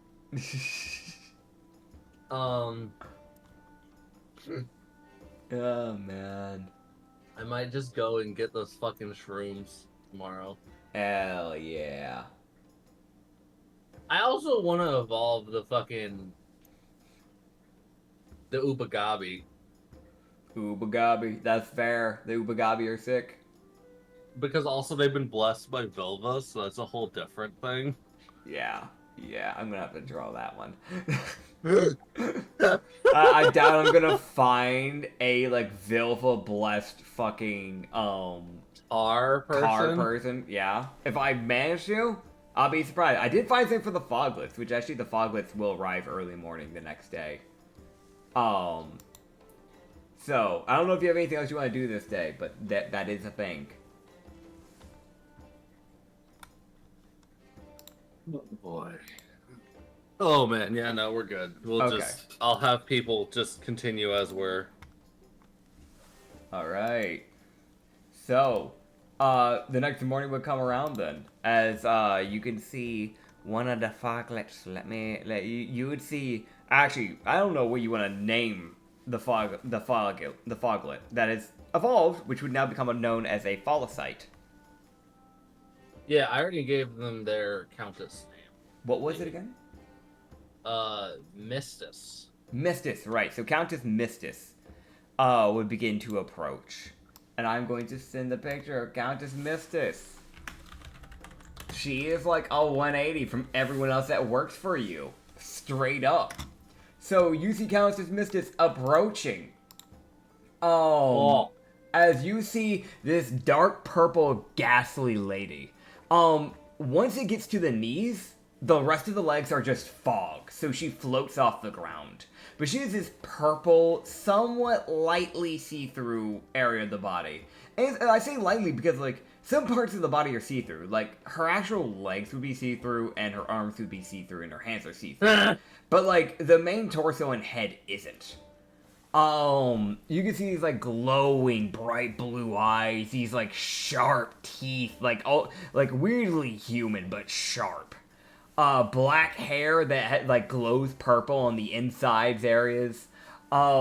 She's got a bit of a little bit of a chest going on here, but, like, she's overall a relatively skinny person. She has abnormally long arms, if you can realize that it slightly goes a little bit further than the typical arms do. And you can see where, like, rock basically kind of goes and floats throughout the body. So it looks like she's used the rock, essentially, to form a skeletal structure, quote-unquote.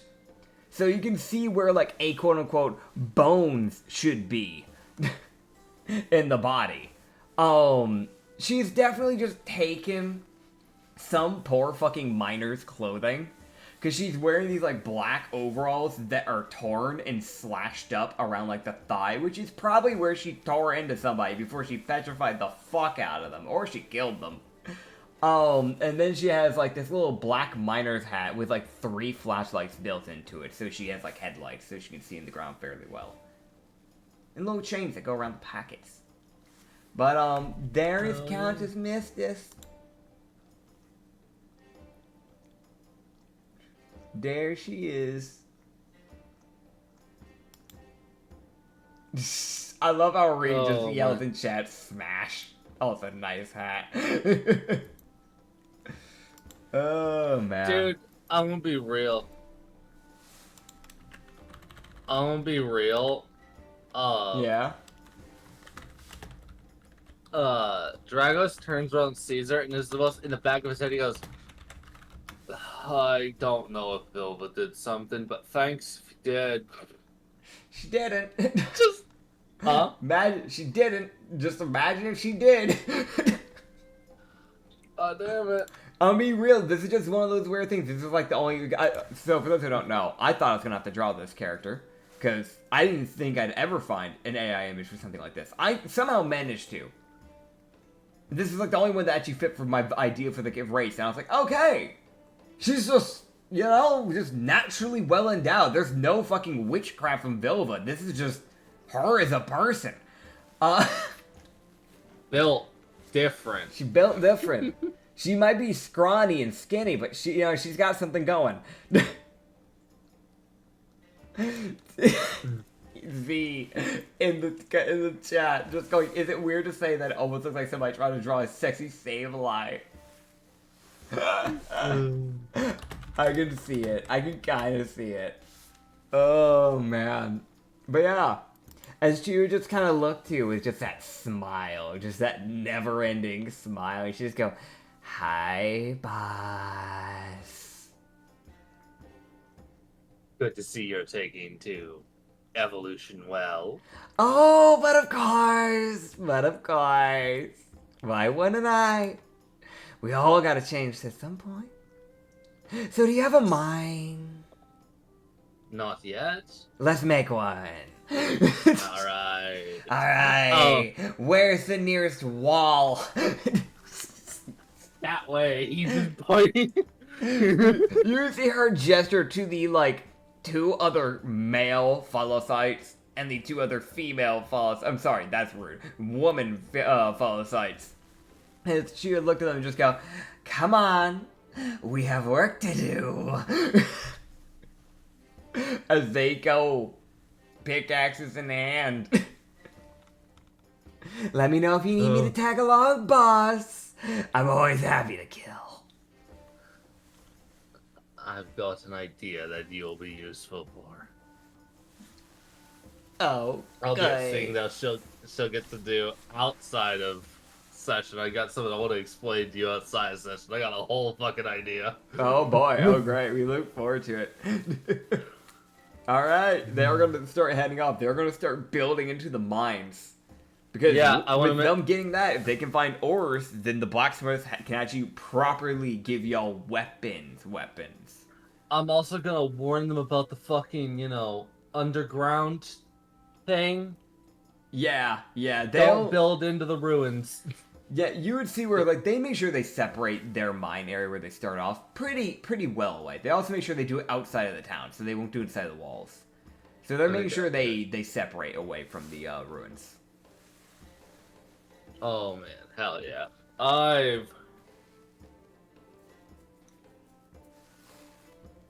I'm excited. Heck yeah! I've also got an idea that I want to get. I want to try and get. So I think she will be good to forming this group that I want to do, but I'll explain that outside of session. Cool. I want to go get that fucking shroom. All right. You can go get that shroom. Don't forget, by the way, that you also have that smile guy to deal with. Yeah, I need to kill him too. Yeah. Where is he again? He's in the mountains, actually. He's not exactly in your area of the mountains, but he's near where the Ubagabi used to live. Okay, I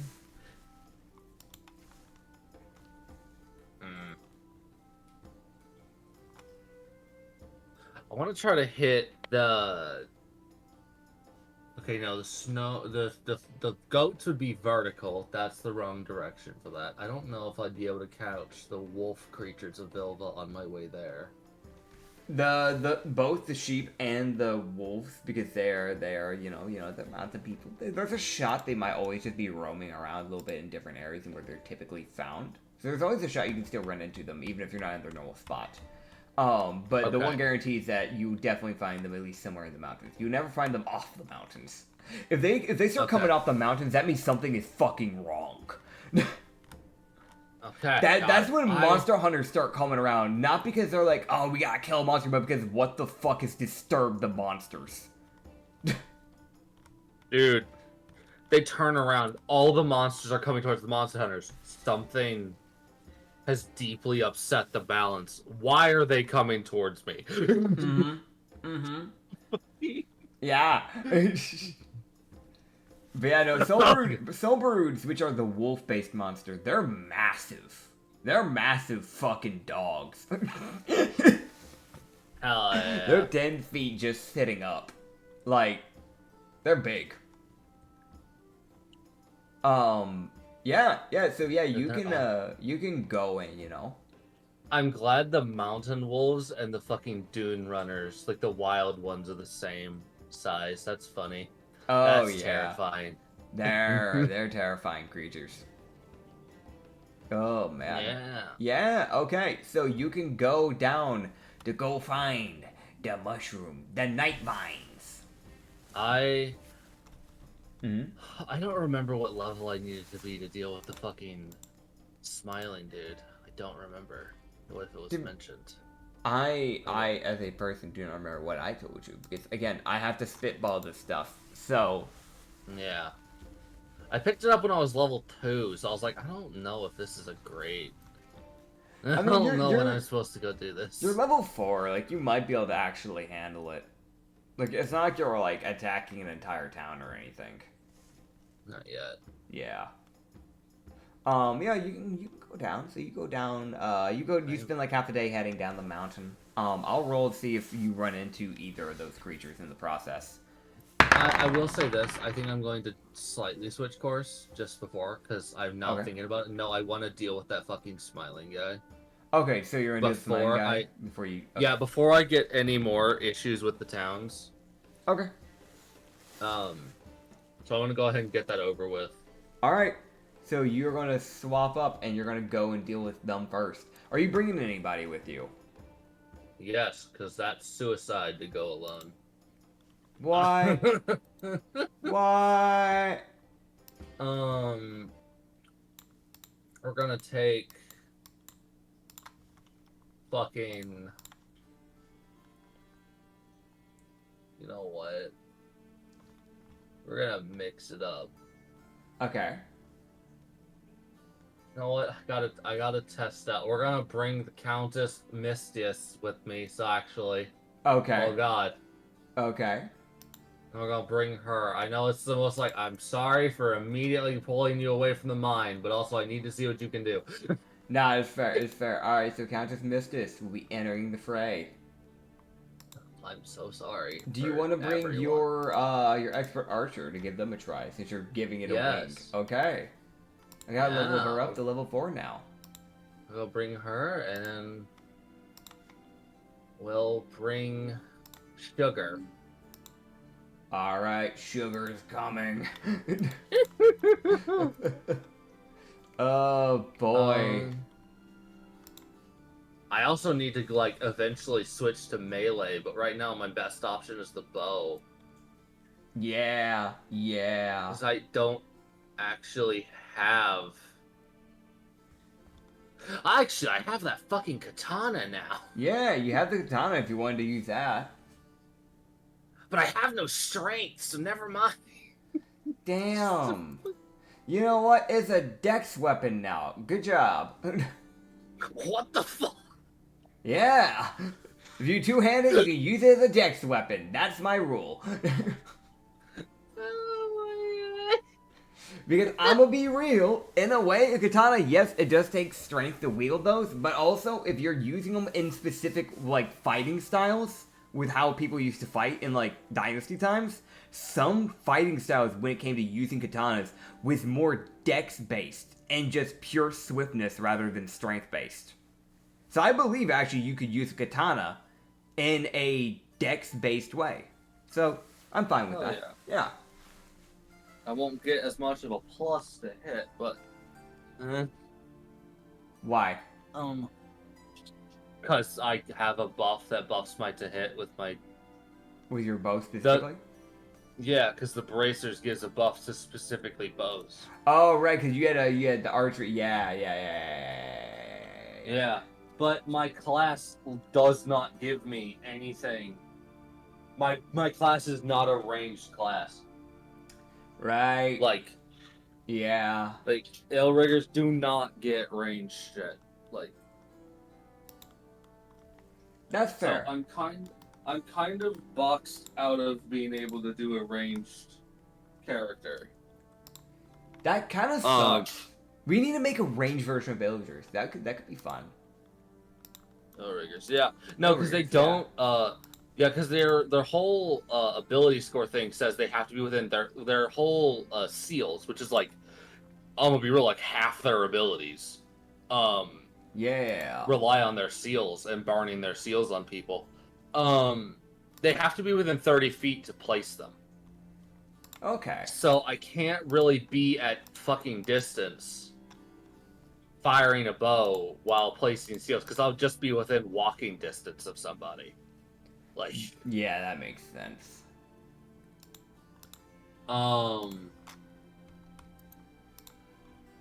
Okay. Sorry, I've also, since I've gotten to level 4, I have to try and figure out fucking my fucking, what my feat is. Nah, you're good, dude. You're good. I'm having to add the last new spells to Sugar, because he was only level 2 before. So now he gets... he now has green flame blade, so he can buff you. Oh, that's great. I don't He think I gets- can get tough yet. Damn. I don't know. I don't know if I've unlocked it. I don't. You've almost been Like- knocked down twice. You can get it. I'm gonna be easing up on the tough feats and what you need to get it as a DM, just as a person, because I feel like there's almost too much of a bar for it to be like, well, you gotta earn it. Like, bitch, that's so arbitrary. I don't like. The more I've sat here doing it with Robin Harbor, I'm like, man, I don't fucking like that. Yeah. Because I know with Loki, I'm like, his whole gimmick is supposed to be tanky, and Yeah. I don't think I've grabbed any tough feats.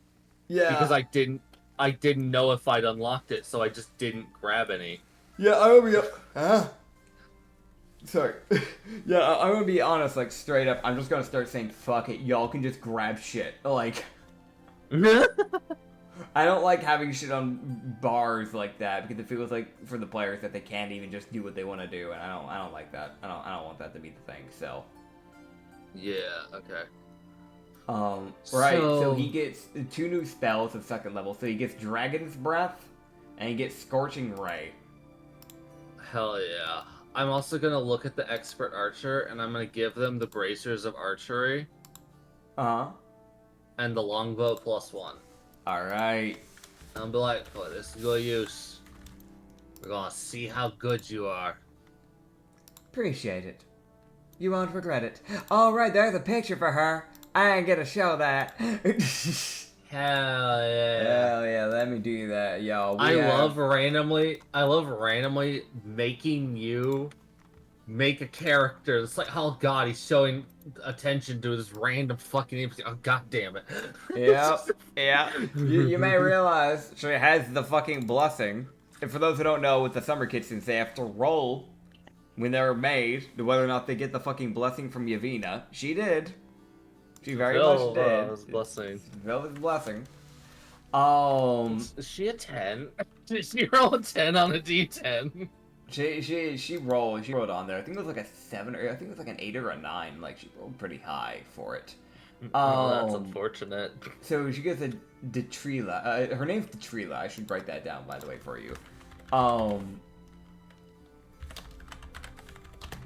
my god. Hell yeah. Alright, so this is Detrila, Expert Archer of the Lookout group that you guys have. Yeah.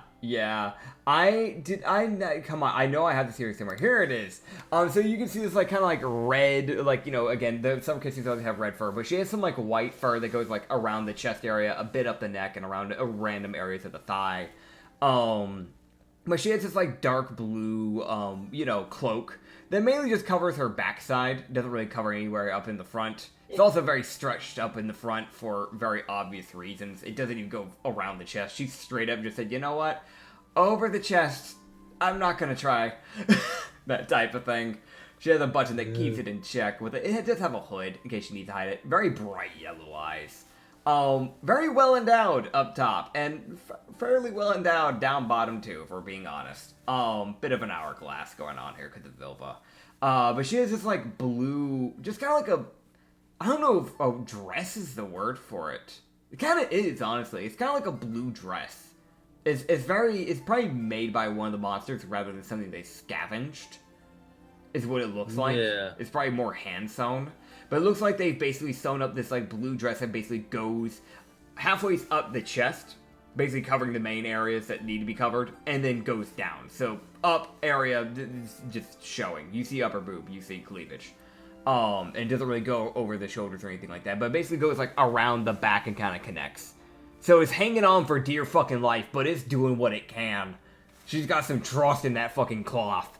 A black, like cloth that goes, like, around the stomach as, like, a belt. And it covers, like, basically the majority of her, like, lower body, but her right thigh definitely shows. So, right thigh and middle area of her glutes, essentially.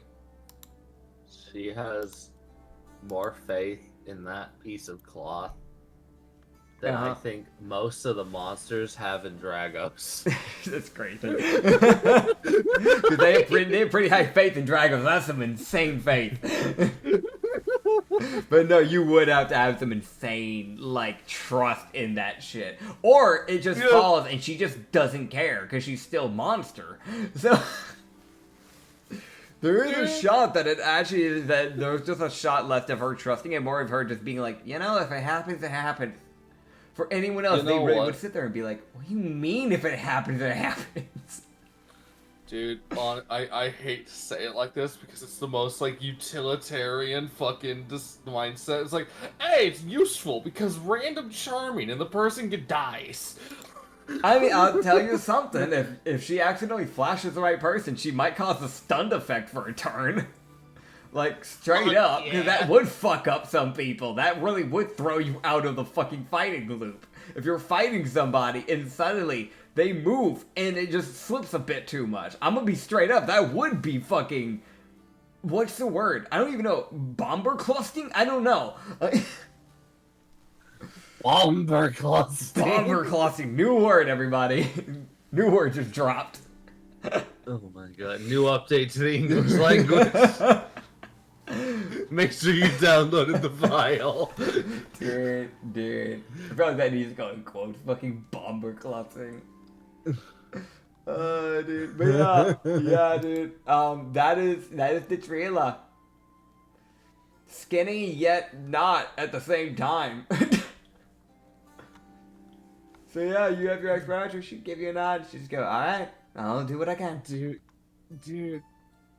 Dragos again. Terrible placement. He is short. I don't know if this is better or worse. She's slightly shorter than Mia. Because Gibsons aren't worse. big people. Yeah. That's honestly worse, because his head would be like right at her chest, honestly. Yeah, because she's like 5'2". So, ooh. Oh my god. It's fucking terrible for me. Yep. But also Dragos wouldn't give a shit.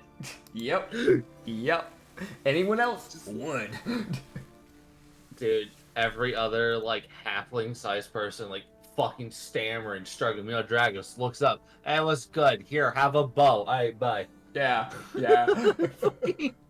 Let's go. That's a go. Oh man. Yeah, so you start heading down the mountain. I did roll.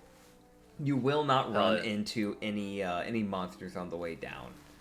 But you would start making your way over to where the burned house of the Ubagabi was, and start making the way down to like where they said they probably saw him heading towards.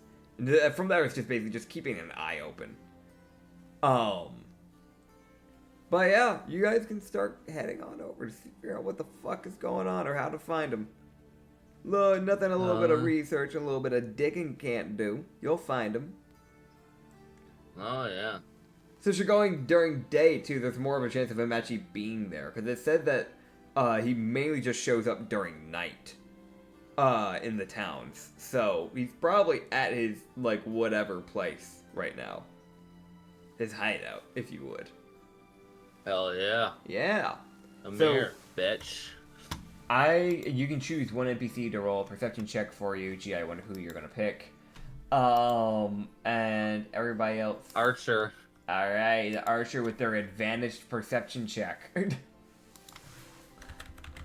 They have a +5 and advantage. Alright. And what type of quiver did you give them again? Just double checking. I gave her a +1. Right? No, she has the braces of archery. You're right, braces of archery. Okay, yeah. Alright, I'm gonna add that onto her as well. That's what I forgot to add. Alright, cool. Yeah, so she will be rolling with advantage. I'll roll it digitally because I feel like it that way. It only rolled it once. Okay, even though it says advantage. Okay, thanks. Oh yeah, I probably have to right click it. Alright, well, she got a 23 for her perception. Fuck yeah. Heck yeah. What about you? Fucking, I don't know. Why? Probably terrible. Why?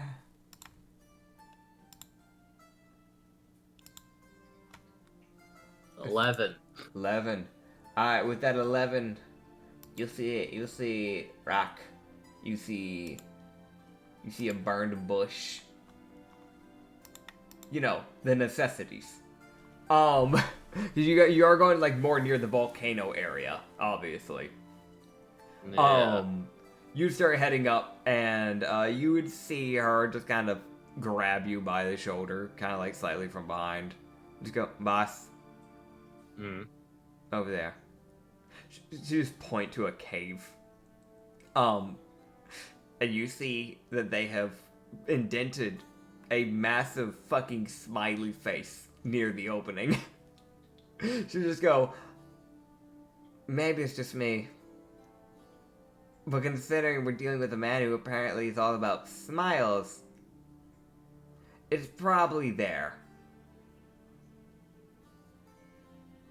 You know, you might be right. Yeah. I have a feeling. Just a hunch, though. Don't have to guarantee anything. No. Okay, so we're gonna go there now. Alright. You see Cal just misses. He's like floating beside you. Is like shaking. She is actively just twitching.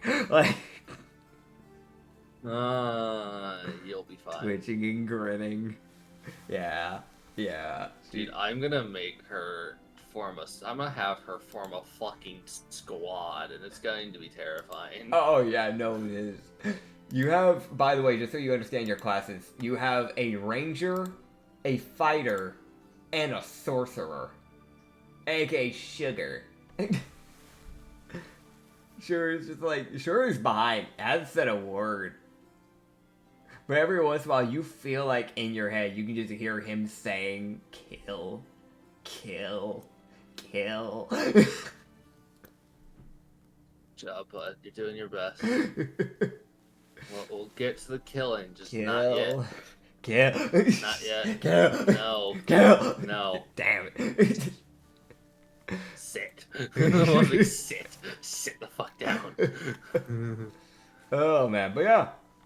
You guys will start entering the cave. It is very, very dimly lit. You can see, it doesn't look like there's been any form of struggle, like, at all, anywhere. You can see where people have, like, left their bags. Like, there's, like, book bags that have been left behind. You can see, like, some shirts that have been left behind before, clothing. You can see where, like, it looks Yoink. like he's yeah, okay, yeah, you grab the clothing. We don't have much. I mean, Yeah, no, it's fair. Like, I would be straight up, it's just been, like, a few, like, 2 or 3 of the Latimeri have just been sewing for you guys. Like, just like, alright, here we go. But, even though they haven't been properly sewing, it's been more that they've been taking the old clothes that y'all found in the monastery and just been repairing it more than anything. But y'all would head on in. It's very damp, very dank. It's a little hot in here for obvious reasons. And, you can hear something as you start getting closer, like a reverbed echo. As, you can just hear just humming. As it starts getting brighter and brighter upwards. I feel as if I'm about to meet God. Alright, here we go. Alright. Alright. So, as you start rounding the corner, you can see this carved open area of the cave. Where where you can see, like, there's some stuff around here. You can see, like, some crates. Some, like, what seems like a wooden platform.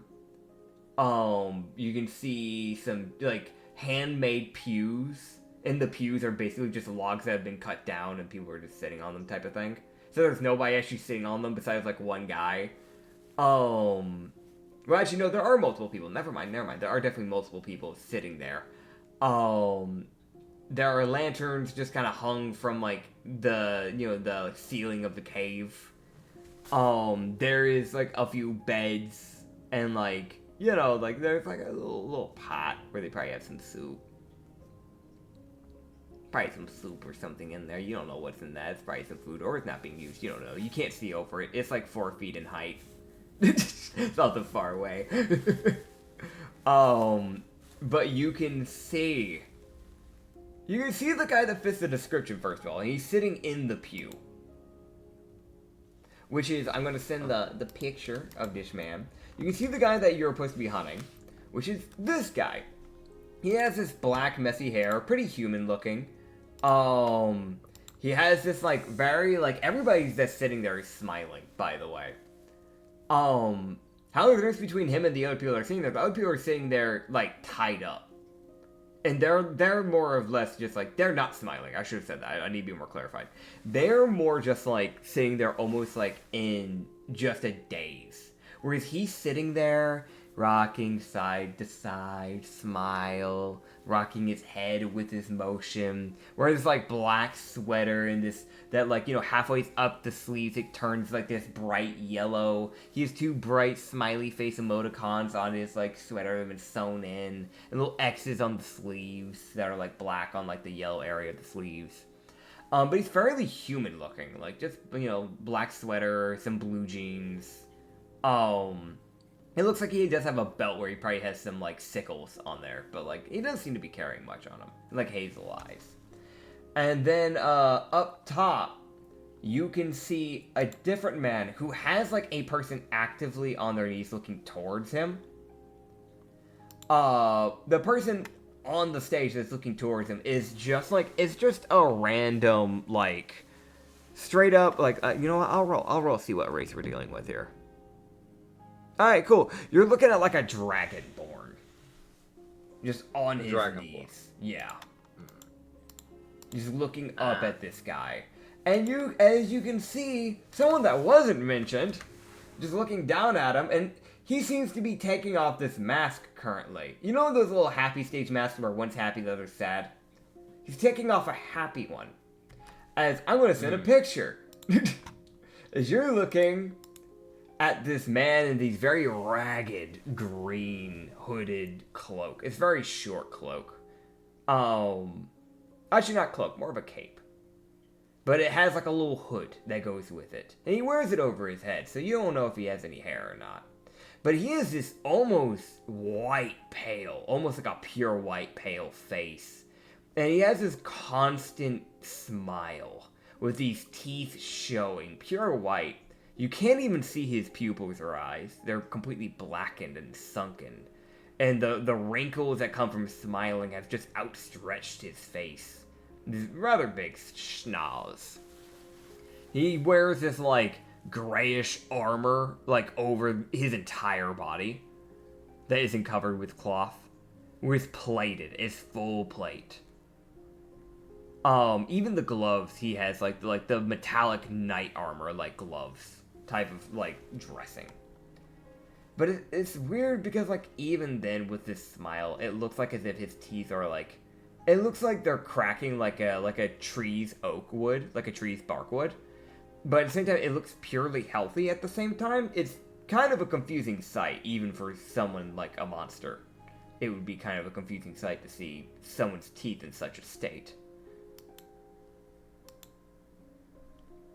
As you can see that he's actively, like, just putting out a speech to the mixture of dazed and the one smiling person.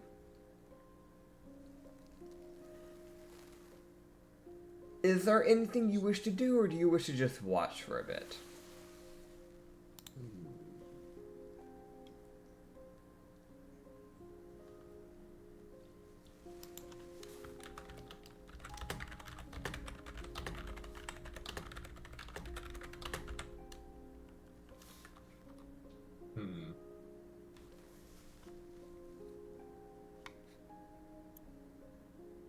Dragos' head is working. He's got ideas. Okay. Cause here's the thing, right? Mm-hmm. Guy's bad. Yeah. Obviously. Yeah. For the people. But see, I'm not people. Yep. Yep. You are correct. You are correct.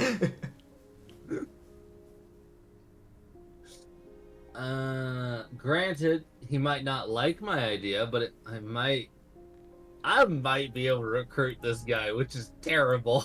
Uh-huh. Oh, man. This also could work in the fact of if I just never come, because I already claimed the Harrigan money. Yeah.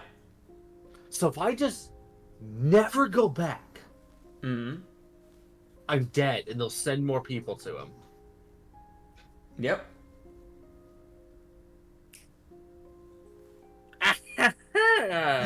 Maybe. It's an idea. It is an idea, honestly. Good distraction from me. True. True. So you can hear him just kind of speaking to the crowd as he just looks beyond the Dragonborn and just goes, "And now, as the time draws near, it is the perfect time to bring you to a life of eternal happiness. For the people in the pews, celebrate this man's ascendance to pure, eternal happiness." As he would grab the mask that he was holding, press it to the Dragonborn's face, and you hear just the loudest screams come from this man. You can see red blood, the crimson blood, dripping from his eyes, as it looks like as if the mask begins to sew upon his very face.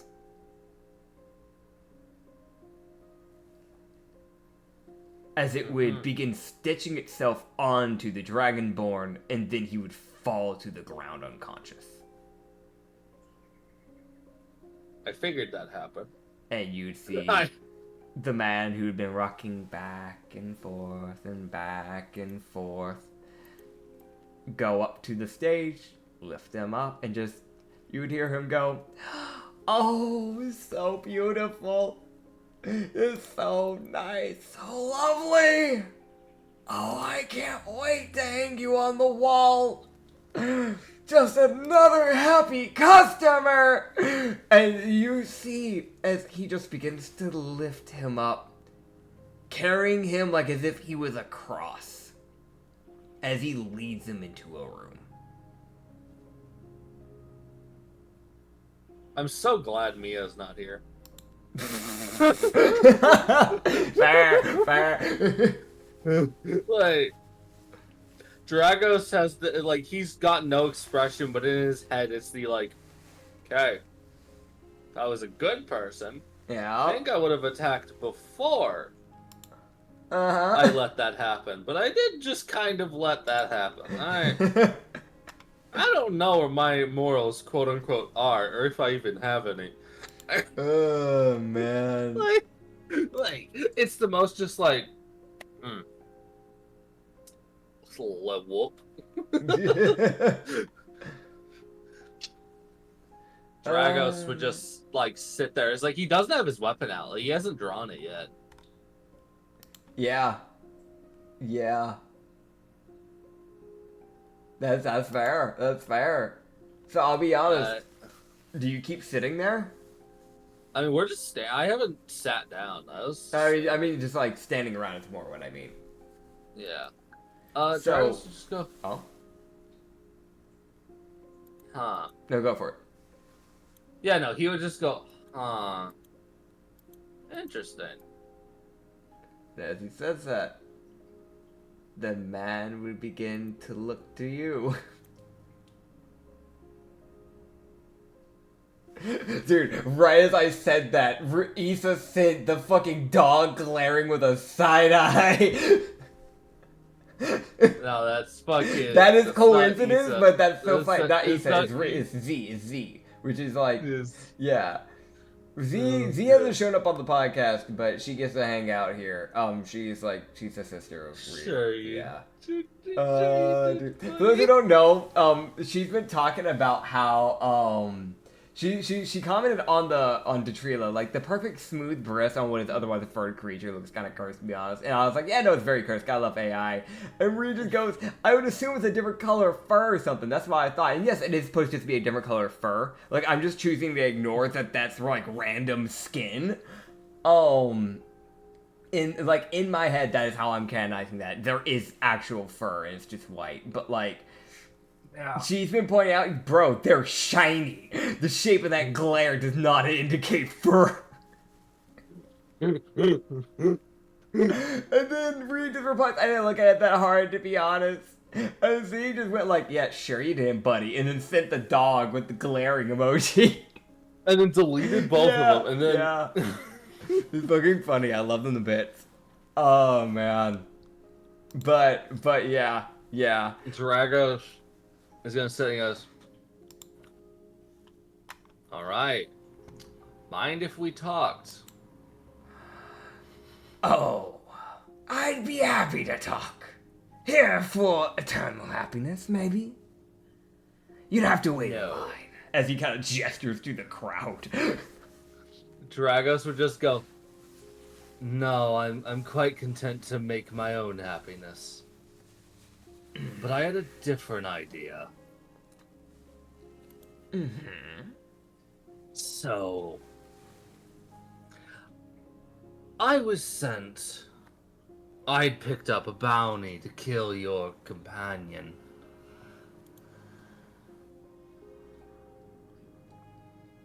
He would show the bounty, but he's like, Yeah. I'm not going to do that. So I have a different idea. Mm-hmm. The ruins near the monastery is where I'm set up with my people. You stick to your side, we'll stick to ours, but either way, I want to deal with all of the people, and I want to take over this island. You keep making people happy,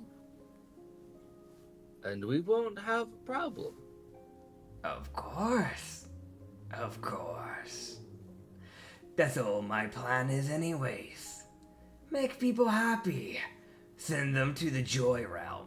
You know, the normal. That's all that needs to happen. They just Dragos be is happy.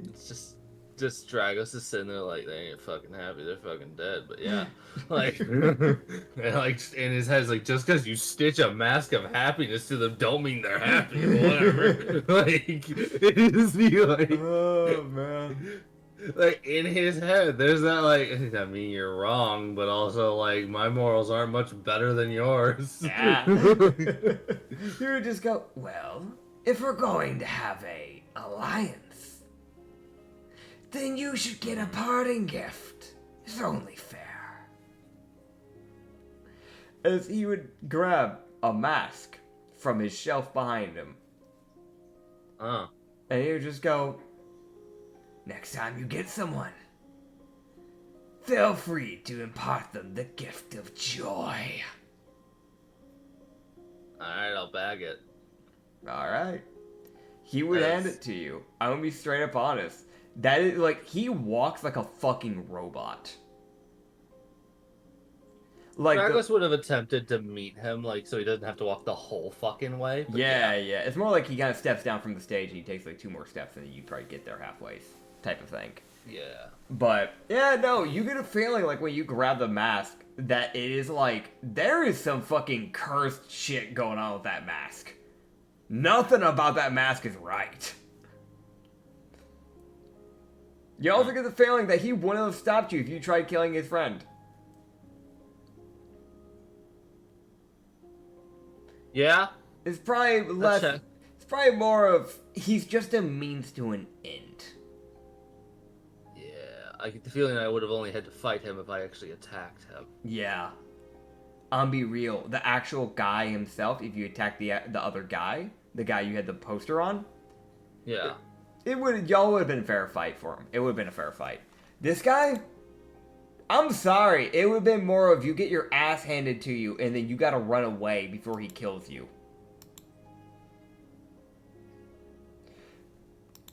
Be real. This dude's at least level 12.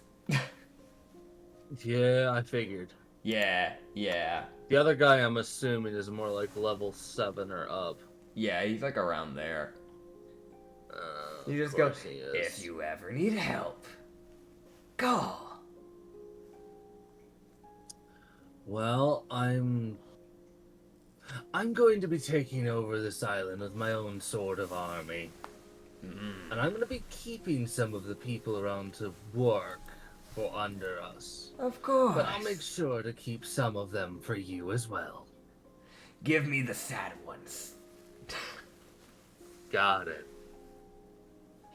Alright. As Dragos will walk out, he just goes, "We leave."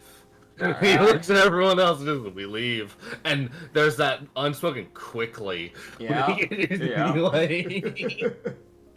Yeah, no, y'all leave that cave, and as soon as y'all get out of the cave, you see Galaxy's mistress just go, "So we don't get to kill?" No, but he'll kill for Oh. us. But I want to We'll go kill somebody else. We'll go kill somebody else. Alright. I call dibs on the blood. Okay. Dragos just like... Dude, you see her say that, by the way, and you see her pull out, just like, out of her, like, overalls. Like, you don't know how the fuck she fit it in there. Like, on, like, the little pocket near the cleavage area. There's a pocket? There is now. You know what? No, she just pulled it out of her cleavage, okay? Let's just make it more simple here. I don't know what to say, man. She's got a body of gas. She can just carry it anywhere in her body. She just pull out, like, a potion bottle and just go, "I want to fill this whole thing with blood. Good midnight snack." Fair enough. Great. Dragos really looks at the chaotic evil and goes, "Neat." Oh, man. He sits there and is the most, like, useful for a distraction. Heck yeah. That's, he would look at us like, as they would be a good, like, 15 minutes away, he would then explain. He would go, "No, I'm leaving him alive because me not coming back would also raise the alert away from me, making it so they'll target him more. It diverts their Understood. attention away from me." Of course. It's like, yes, it's an alliance ship, and no, I don't actually want him to die. But should he get heavily targeted and he does die, at least he took some of them with him. That's true. Oh, man.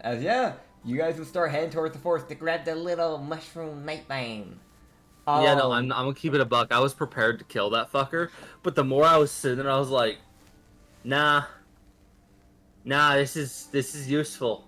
Yeah. This is like a utility moment. No, I get it. Also, I already got my level because I killed a loop. Yeah. This kind of also just gives you the idea that, like, if you want to do a bounty hunter thing again to try and get more levels, you'll probably want to go to a different town now, because as far as that town knows, you're dead. Yeah. So that's Yeah. Weirdly enough, you'll be better off going to the dynasty now. But Son of a bitch. yeah. But hey, it's worth it. It's a worthwhile, like, engagement. So. But yeah, you can. It also would raise the concern, so that means they'll send more, which means their more capable fighters will probably go and die. Yeah. Alright, I'll roll to see if there's anything going on your way through the forest to find the night vines. You're kind of just walking around, because you have to go through the forest to get to the swamp. It's like the edge of swamp, so it's like you wouldn't even be going that far into it. So you'd be avoiding the majority of the whole marshy, like, water and all that. You'd at least be getting to avoid that. The marshy bullshit. Fucking ugly ass, fucking disgraceful ass water. Oh, Fucking man. Okay. But no one loves man. stupid element known as a liquid. Hey, man. Yeah, what's up? You don't gotta hate on them like that, okay? They didn't do anything to you. It did? No. It made me cold. Therefore, it died. Damn. Alright, so as you're I going... could undo the element known as water, I would. Damn. Oh, man. But yeah, you're walking. You're walking, right? You're walking. You see a bag propped against a tree.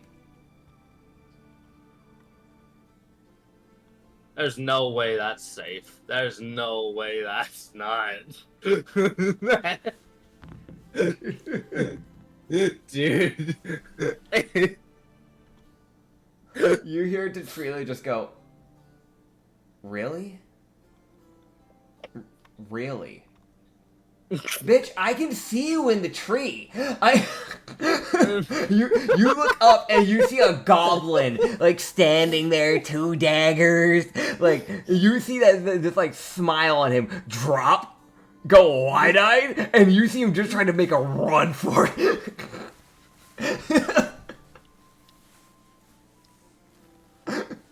I haven't gotten a goblin yet. Okay, so it's a chase scene. Dragos just snatches the bag and then chases the goblin. Alright, goblins have a movement of 30 feet. I have a movement of 30. Alright, bud. Countess Mistress grabs Sugar because he only moves at 20 feet, and she just picks him up. And Detrila moves at 40, so you see she starts catching up. It's gonna be con saves, as everybody's gonna be trying to catch this fucking goblin. Okay, so that is... Okay, that's an 11 Dirty 20 for Detrila. Dirty 20, okay, that's good for you, good for you. Alright, so you're starting to catch up. You're starting to catch up to the goblin. You can see Countess Mistress is like kind of falling back behind a bit, but it's because Sugar is like actively flailing in her arms. Like you see Sugar just going, put me down, put me down, put me down. And she's like, no, fucking stop, I will kill you. I really feel like she looks like bitch. Yeah, no, like, you can see where, like, she's transferred her grip on Sugar from holding him by the scruff of his neck like a cat to, like, active chokehold. like, she's getting fed up with his shit. God damn it, he's a sorcerer! He's gonna die! The two violent people are getting aggressive towards each other. I will sort that out when I catch this stupid goblin. Oh, God. You can hear Detrila as she's running. You can hear her just go, oh, God damn it. Velva, you motherfucker. For obvious fucking reasons. Oh, God. You start, but you can see the goblin's like, he's like trying to jump through the trees. You're starting to gain on a little. Nobody else is gaining on him. God damn it, alright. Trila just, I'm sorry, she just rolled an 11. So, like, it's not enough to where she starts falling back, but it is enough for it to be like, yeah, she's just keeping pace type of thing with the goblin. She is struggling for reasons, for two very big reasons. But she does get a level of exhaustion. Same with Countess Mistress, because she's having to deal with the bull crap of the frickin' plush. And plushes can't get exhaustion, from my understanding. So, he's flailing. He's also not running, so he can't. Either way. And then you got your next round. As you can try again. 14. Alright. 30-14. Alright. Dude. I feel so bad for this summer Kitsune. Okay, nobody's rolling well. So you see Mistress, like, slam Sugar against the tree. Oh my god. And she puts her claw, like, right there to his neck, and you see her just start cussing him out, like just chewing him the fuck out, and like you just like it's just getting further and further away, but you can hear her just go, now listen here, you little bit. You can hear her at one point mention something about ripping his goddamn eyes out, like you see Detrila, she's not falling back behind as bad as Countess Mistress, but you can see her still just kind of losing pace. You can see her just really just breathing, like, just feeling, goddamn, Velva, why? So that is 2 exhaustion levels for her.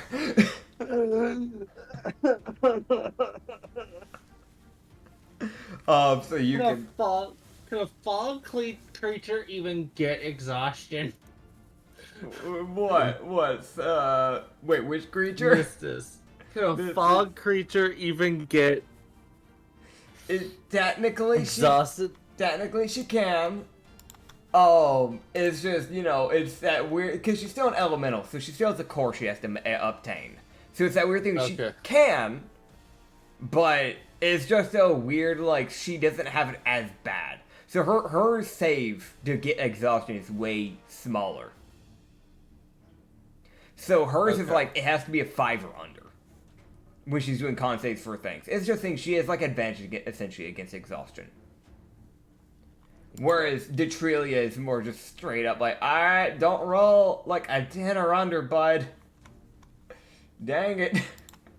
You see the goblin make a jump for it as he rolls a nat 1, cracks his head on a branch instead of under jumped, falls onto the ground and tumbles as he spins around. Just he's speaking goblin. I don't know what he's saying. Yeah. You see him like pointing his dagger at you, shakily. He sees a very fast-moving, dark magic-wielding kobold with a long sword approaching him at death speed. Alright. Dex save. Why? Dex save. Dirty 19. Alright. You get to him in time to stop him from pulling out a horn to blow for reinforcements from his tribe. Oh. And you see him start reaching for the horn on his hip with his other free hand as he's like pointing it with his right, pointing a dagger with his right hand. He just goes, and then he just starts lifting it up, and you just slap the hand away. I feel like Dragos definitely slaps the horn away, and then points to sort of like stop. Stop.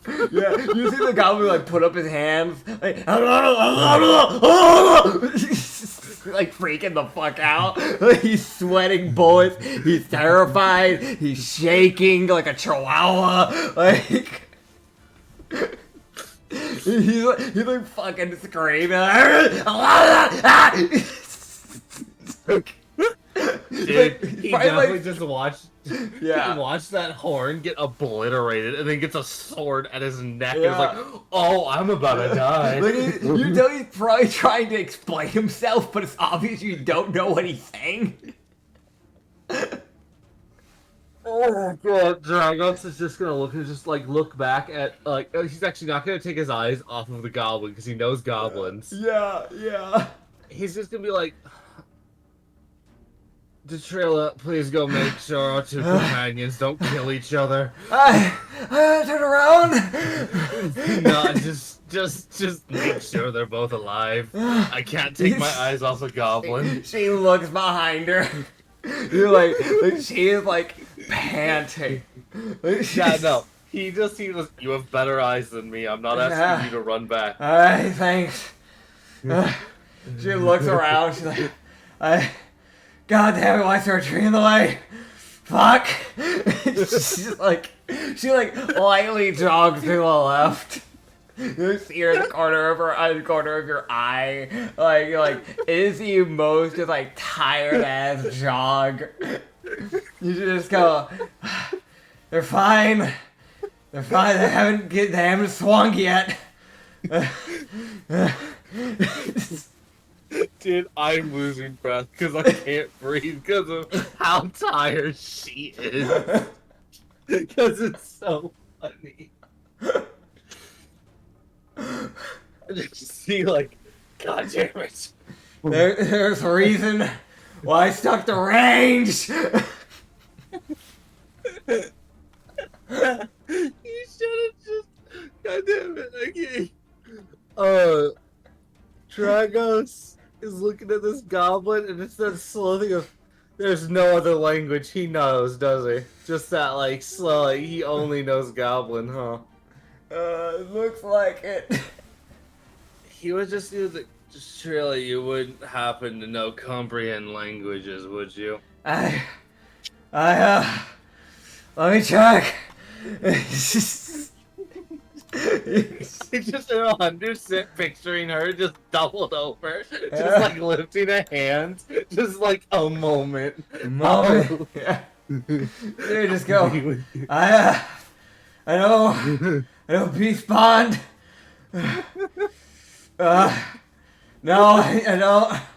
Okay. I don't know. Okay, bud. Okay. Catch your damn breath. I can go get hyphus.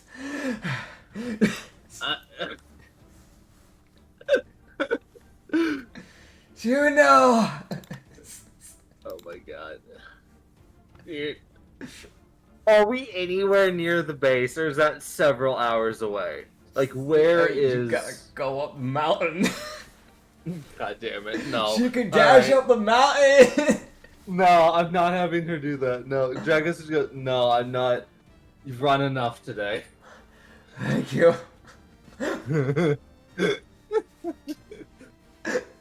Alright, Dragos is gonna look at the goblin. And it's that slow, like, alright, bud, like, don't do something stupid.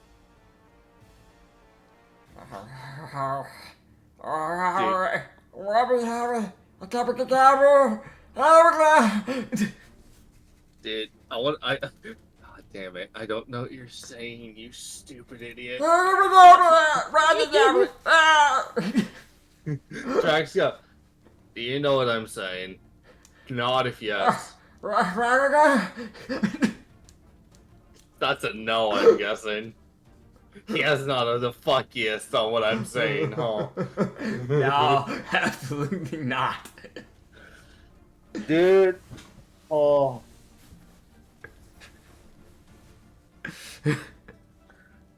Brother, I need... Yeah. I have a plan for this. Okay. I want... But...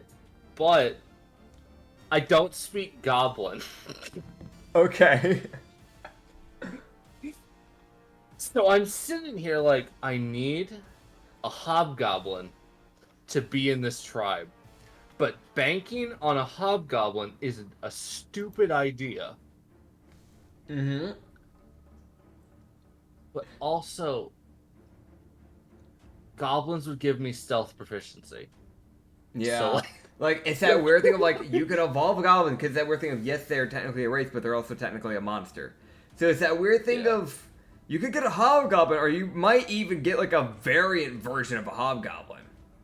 On the other hand, stealth. Or, on the other don't they hand, also Dex. have, like, don't they also have, like, Fury of the tiny, like... Fury of the Small, yeah. Fury of the they Small, have yeah. that trait. Yeah, I love but that also, trait. if you got them like on your group, you could probably just convince one of them to give you like a finger or something. They're goblins, like. Dude, dude, Dragos is just sitting there like, God, why every time I want to do something, oh god, something comes up. All right, hi, fuck, what do I do? Dragos is going to slowly pull back his sword. Okay. And it is a very, like, you wait a minute. He holds up his hand, like, wait. Alright. He looks confused, but he gives that like that look of like he gives that look of like hi. Okay, got it. Dragos is watching him, like, that would have Dragos never take. Like, he is getting stared at. Like, Dragos' eyes do not leave him once. Don't worry, those shaky pupils of that goblin isn't like leaving either. He's fucking tired, like scared for his fucking life. Oh, God. Dragos just sits there and goes, okay. I don't know what to do here. Fuck.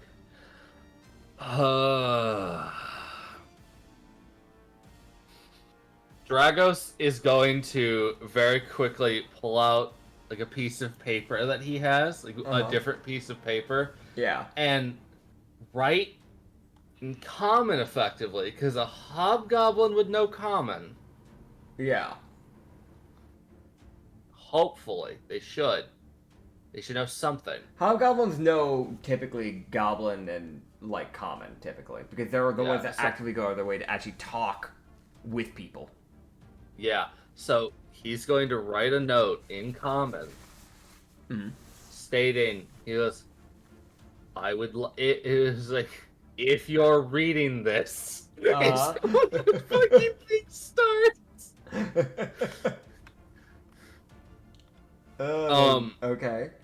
Also, by the way, I'm the same height as this goblin, so it's really just the most, like, sword back at his neck, like, just eye to eye, like, staring at each other. Yeah. Like... You see at this point, like, Countess Mistis and Shukara are approaching. He would write out this note, and he would just... He's going to offer him the note, and he's going to point at him, and then, like, make, like, a big sign. Okay. Like, move his arms in big. So he's trying to get the goblin across, like, you give this to Big You. Okay, so you're doing charades. I'm playing so give charades. Me a persuasion check or a performance, either or. I'm gonna do persuasion because I actually have proficiency. Okay. Okay, alright, that hopefully...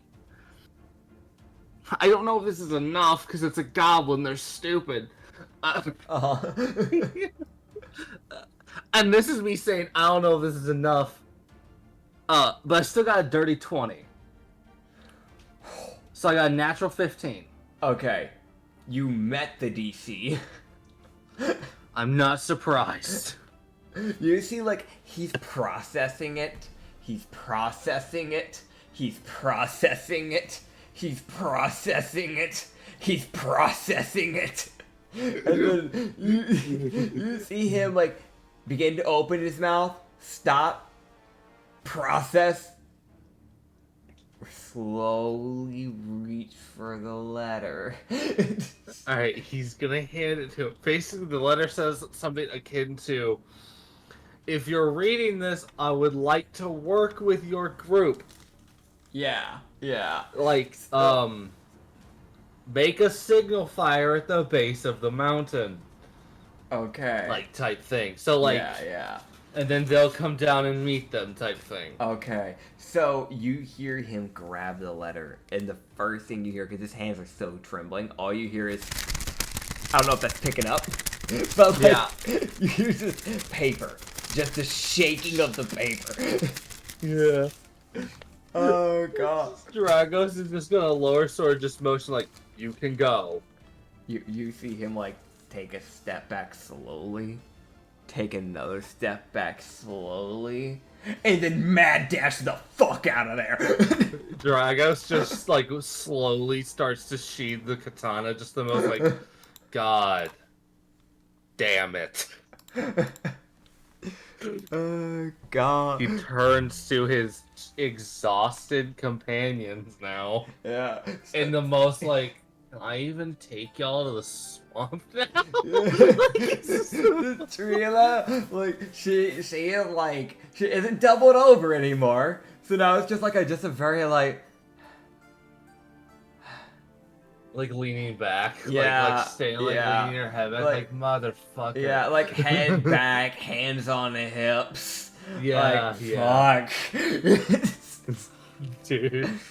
Dragos just Why? sits there and looks at Yeah. her and just, it's just the most like in his head.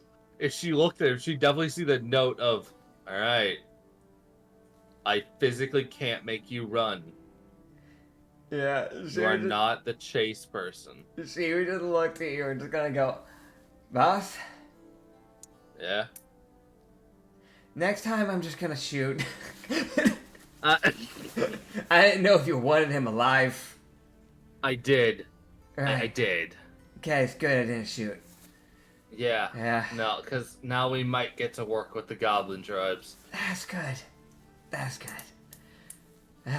but also he would just then turn. He goes, "Are you two done almost killing each other?" You see, like, they're standing side by side. Well, okay, floating and standing side by side. Sugar and Count just missed it, and she went, Yeah, no, I sorted it out. He looks at fucking Sugar. Is Sugar in one piece? Sugar's in all pieces. Sugar looks angry. Looks very angry. And he just looks up and just goes, "If you fucking touch them, I will kill you." You and what army? Don't fucking test me. I know if I as a player know he's a summoner, I really don't want to fuck around and find out. I as a player know what he can do, and I'm like, no, don't say that specific phrase. That's the wrong brother. Yeah. You get the idea? She probably threatened to kill the people that he came from, aka the child. Or what was a child. They're probably not a child anymore because it's been years since they died. So at this point, they're basically an adult. But you get what I'm saying. The ones, the owner of Sugar. Yeah. Dude, fucking Sugar. God damn it, don't kill the Ubagabi. I need them. Yeah, yeah. I want a blessed tar race. That's funny. Oh, yeah. Oh, Dude. man. Dude, I love the fact that the fucking goblin's sitting there processing, like, I definitely feel like that was for a, like, maybe 10-second sentence, right? Yeah. I definitely had to play charades for, like, 2 minutes with this fucking goblin. Oh, definitely. Yeah.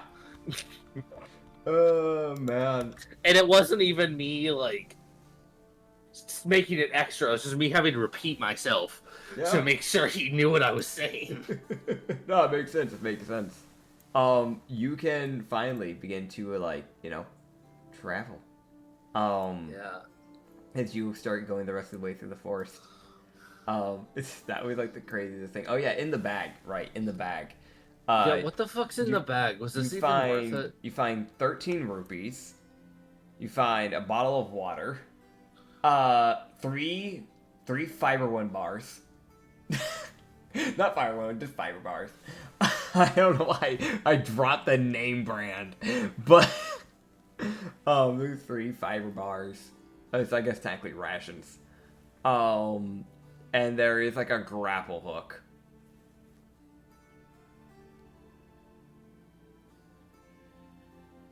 It was probably some poor fucking traveler's bag, and they went like, yeah, this is bait.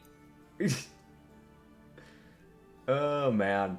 Yeah, you can start making your way through. So you start continuing to travel through the forest. And, you can see that there are, like, when you get to a certain area, there's, like, these yellow mushrooms that you can kind of see. Happy yellow little mushrooms. So glorious, aren't they? Tiny little ones, too. They're kind of just within the forest. Just kind of hanging out. Just mushrooms. You know. Mm-hmm. Okay, so where's the gun? Yeah, how close do you get to those mushrooms?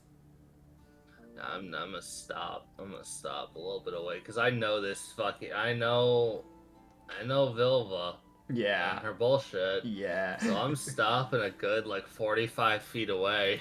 Alright. Alright, you tell the others to stop? Yes. Alright, they stop. They would have kept going otherwise. I know, so I told them to stop. Alright, what's your plan? There's yellow mushrooms. Hey. Hmm? Not you. Eh. Oh, there we go. You want me? What do you want? Sugar. No, god damn it, Sugar. What do you want? You said hey! Alright. He's just getting more aggressive. What? Hold on, sugar. I was trying to get the attention of the night vines. Alright. So I guess just roll me. I don't know. I guess I'll roll them a perception check. I Alright. feel like it's an advantage because Sugar's near shouting. Yeah, no.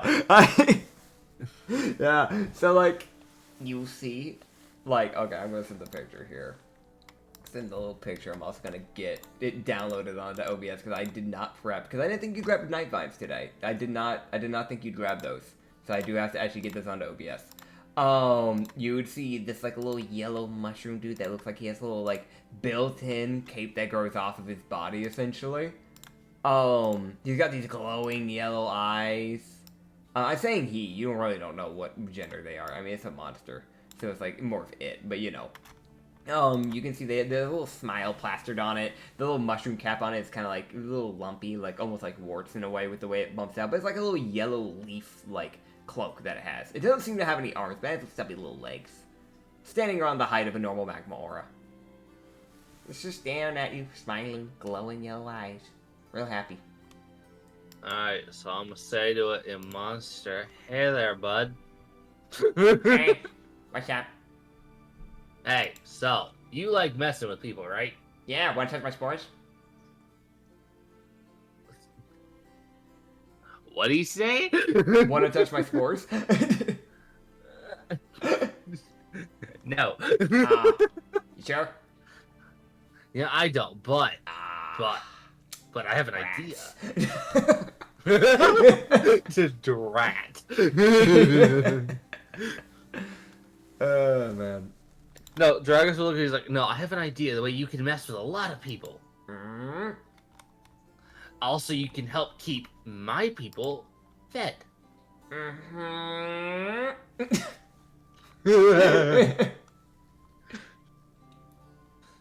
So you like messing with all the big two legs, right? The big, all tall, lumbering guys, the kind of assholes. I like kind of messing with all of them. Like, I had a goblin that went through here at one point. I got him to fall in with my little 1 foot tall pitch traps. Really funny. Saw him spring his leg. Just hilarious. He liked trees after that? No. His friend went up the trees. He went crying back to his camp. Ah, I think know he exactly. broke his ankle. Ah, that's his problem. Yeah. Anyway. That's a skill issue if you ask me. Okay, bud. Wanna touch my mushrooms?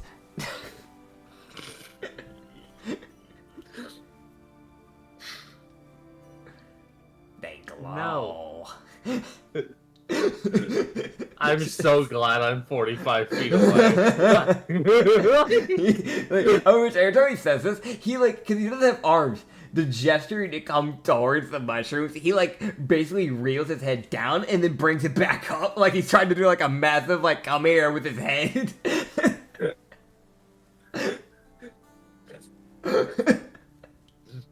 Dude. It's the most, like, he's like, I only have a radius of 30 feet, you bastards, come here.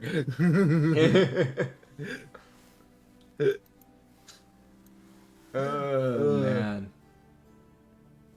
So, if you would work with me and my people, then you could get you could mess with a bunch of other big stupid two legs with their stupid cities. That's tempting.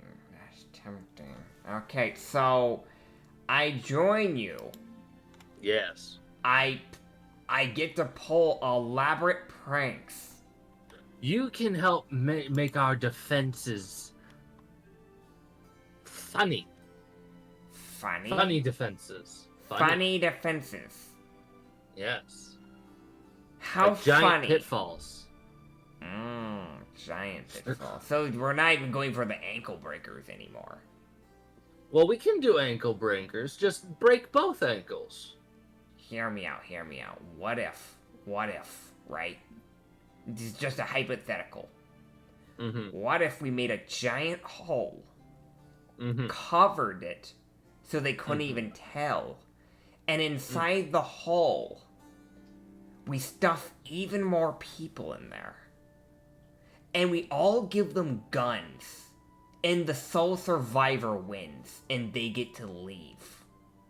We can have the Hunger Games. Oh wait, You're you wouldn't know what hired. that is. No, I do. They don't. Okay, yeah. Oh, so they gave. Oh, who gave you fourth wall breaking? Huh? You don't have it. Okay. I kind of do. I don't know. It's Yeah, weird. You're in a weird spot here, buddy. You see his eyes kind of go black, and it's like the most like kind of yes and no. Like, Yeah, right. So, like, if I joined you, I get to mess around with people. You get. Yeah? You would get to lead our defenses and food production, because we still have to Okay. keep my people fed. Okay, so I get a farm. Okay. Yes. I like plants. In case you Yeah, couldn't you tell. Yeah, you get to farm, but you got to make sure not to prank our people, like people that work with me. So I can't like, I don't know, like, dump a bucket of water on them? If they can't, no, I'm just Okay. gonna say no to that. I'm just Okay, gonna say, so, like, dude, the oral lights, Yeah. like, I'm just gonna say fucking no, like, actually, I'm just trying to get like a gauge of what I'd be working with if I said yes. So like, if I like planted a bunch of yellow mushrooms, you should touch one, by the way. Like, what? How would you feel about it? Just within the base.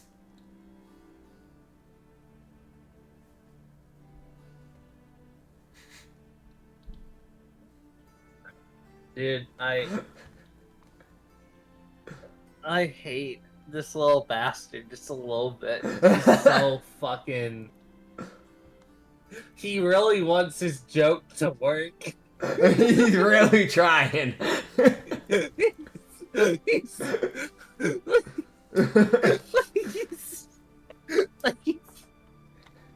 You see, every time he says this, you see Sugar look at you like, well, do I? No, he's not moving. Okay, I guess I don't. Fucking. Meanwhile, the other two people who have intelligence going, that's a trap. That is an obvious trap. That is. Like. God damn it. Alright, so Dragos would go. If you set them up in ways to mess with invaders to act as defense, yes. Okay, so hear me out then. Oh, I can plant them. Do you have like defense currently? Not. We have walls. I can set them on the walls. Yeah. So if they hit it, they'll hit my shrooms. You should touch one. And things will happen. Bro, he's trying so hard. It's honestly impressive. Like, he is trying so hard. He's like, he's doing what he can, man. He's doing what he can. He doesn't have arms to bring you to it. Yeah. He's like, Yeah, so yeah, sorry.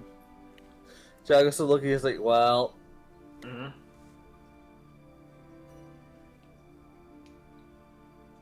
I also have a way to make you even stronger than the way you are now, so you could make even more efficient traps. Okay. So, like, what do you mean by stronger? Like, what are we feeling? Like you're gonna give me biotic arms? You gonna give me biotic arms? I'm going to make you You're- evolve. Your cat is Mistress. Just kind of go, like, under her breath. You didn't need to say it twice. Wait, what The did he say? he said biotic arms, so I was like, you gonna give me bionic arms? You're gonna give me bionic arms? It's just the most, it's like, you don't need to repeat that. Why are you repeating that? Hyper intelligent, TM. He is hyper intelligent. He's just a bitch. For being real.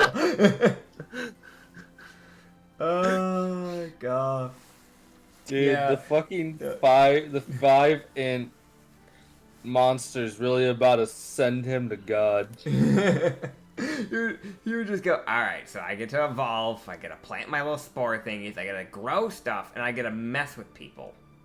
Mm-hmm. What are we doing? Taking over the island. Well, that's funny. Should have started with that. Alright. Let me go. And you're not the first Vilva monster I've recruited. You see, like, he was actively turning around to go talk with something real quick, and you see him spin, and just go, huh? Who? Who's? No, that's what I'm asking. Who? The who's. I cannot be more I mean, that's great. Well, I can say it again, but, like, who? You see that smile's growing, and you see Couch's mistress just go, don't.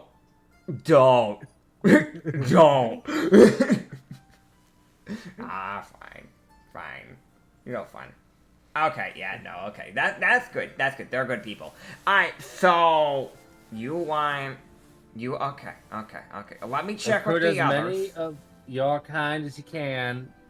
So let me make sure the group's good. If they're down, I'm down. But I gotta make sure the squad's down. Because if the squad's not down, then I'm not down. You know? Yeah. Yeah. Let me go grab the squad. Hold on. You just waddle off. Dude, he's gonna get hit with a brick. I swear to God. Like, Yeah. like, Yeah. You can hear, like, just not even far off. He just, like, goes behind a tree stump. That's all he does. And you can hear another one speak up and just go, why are you fucking like this? You just go, what do you mean? What do you mean? You told them? They now know not to touch the fucking shrooms, dipshit.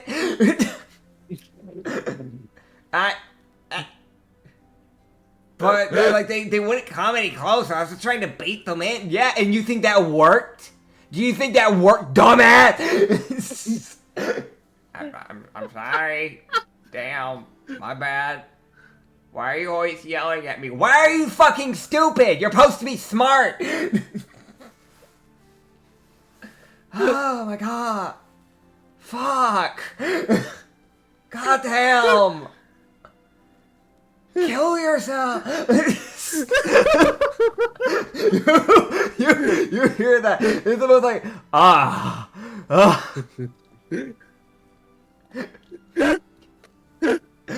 you hear another one just think, just go, hey, let's not get like that. Let's calm down a bit here, okay? wait, who's the leader? Isn't the lady? They might not have a leader.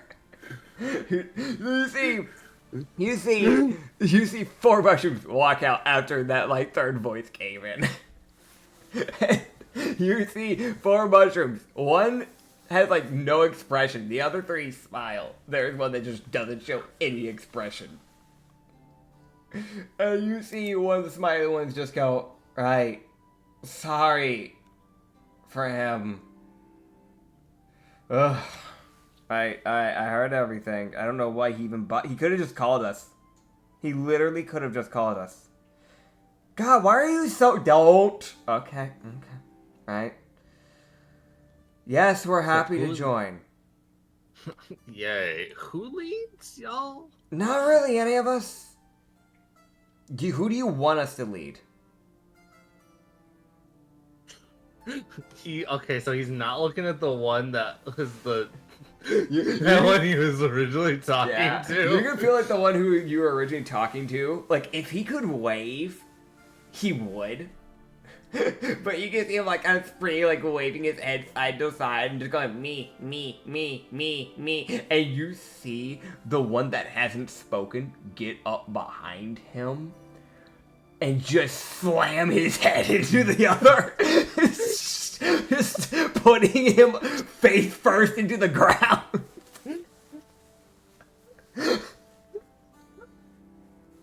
Not a fucking word, by the way. I definitely feel like he looks up like, "Don't pick me. Yeah, just yeah. here." No, he gives you that look. Like, these things don't have pupils, but he gives you that quick look. Like, you feel like if he had pupils, he'd be giving you that glance. Like, that quick glance, like, don't even think about it. He's like that quick glance and a glare. Ah, yes.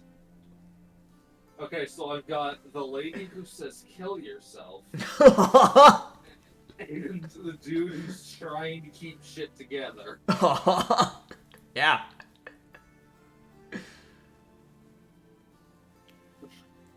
God damn it, that's so late. Oh god, I don't...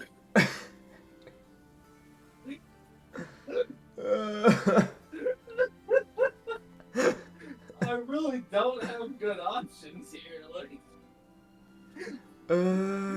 God. Dude.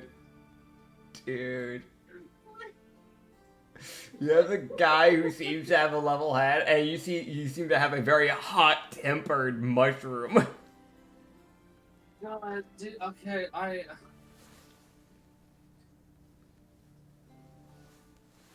Oh, God. like, Mm-hmm. I want the leaders to be slightly more level-headed, Yeah. but also, she's funny. I mean, worst scenario, if you want to have, I can go on my way trying to find pictures for both of them, or have to draw both of them. I'll figure it out. But like, if you want both of them to be like main staple people, you can just pick the level head if you want, and I can go on my way to pick a class for both. We can get both of them if you want that. You'd honestly look at. I'm like, it's that thing. They're both good. Like they'd both be. So he'd just be like, you two can. They'll bounce each other off each other pretty well. Mm-hmm. Be good if both of you kept things in order. All right, then we'll work together. Where do you live? And I live in the monastery, the former monastery on the mountains. If there's any more of your kind that you can find, recruit them. I also will be evolving y'all rather soon, so y'all can have arms. That would be great. I'll go see if I can go find more of us. I'll take Tom. Tom can come with me. I'll happily deal with Tom. As the quiet one tags along with her. Ah, that's Tom, got it. Dude, Tom is just the most like, I will kill you if you pick me. I will send you to God. Oh man, yeah. And the other would just look to you and just go, right, well, we will meet with you then. We will figure out where to go from there. And we'll be there shortly. We'll try and find people before we head up. That would be good. Alright? Awesome. Hell yeah. Heck yeah. There you go. Oh god. There's the night vines, man. So you want to know why he wanted you to touch the yellow mushrooms? Why? It's a con save, because if you get within 5 feet of them, they release spores, and if you fail to save, you're paralyzed for a turn. And he finds it funny, because you fall to the ground when you're paralyzed by these. So he was just trying to get you to, like, go, like, basically numb for a turn. No. And most likely, there's probably traps somewhere within the mushroom area. So it's like, alright, you get paralyzed, and you fall into a 1 foot, like, hole. Like... Yeah. But you guys can walk on off. Are you heading back up the mountain? I think we will need to, because that seems like it's about to end off for the day. Yep, that is where we will end up, as you guys will begin heading up the mountains. And, this is good. This was a good session. I want to thank you all for watching this episode. thank you for stopping on by. You can find more of the Monster Campaign up on the Lost Shipyard, up on YouTube, or on Lost Harbor Tavern, up on Spotify. We also have some more stuff up on Lost Harbor Tavern, which is also on YouTube as well, where we have Brothel Campaign, Roman Harbor Campaign, which is currently ongoing, and some other stuff as well as like YouTube Shorts and one-shots. And over here, we also have other stuff over on this channel, like the Sanity Campaign. Really, really good one. But I recommend go checking that stuff out. We'll see you guys next time. Thank you for stopping on by. Bye-bye. Bye.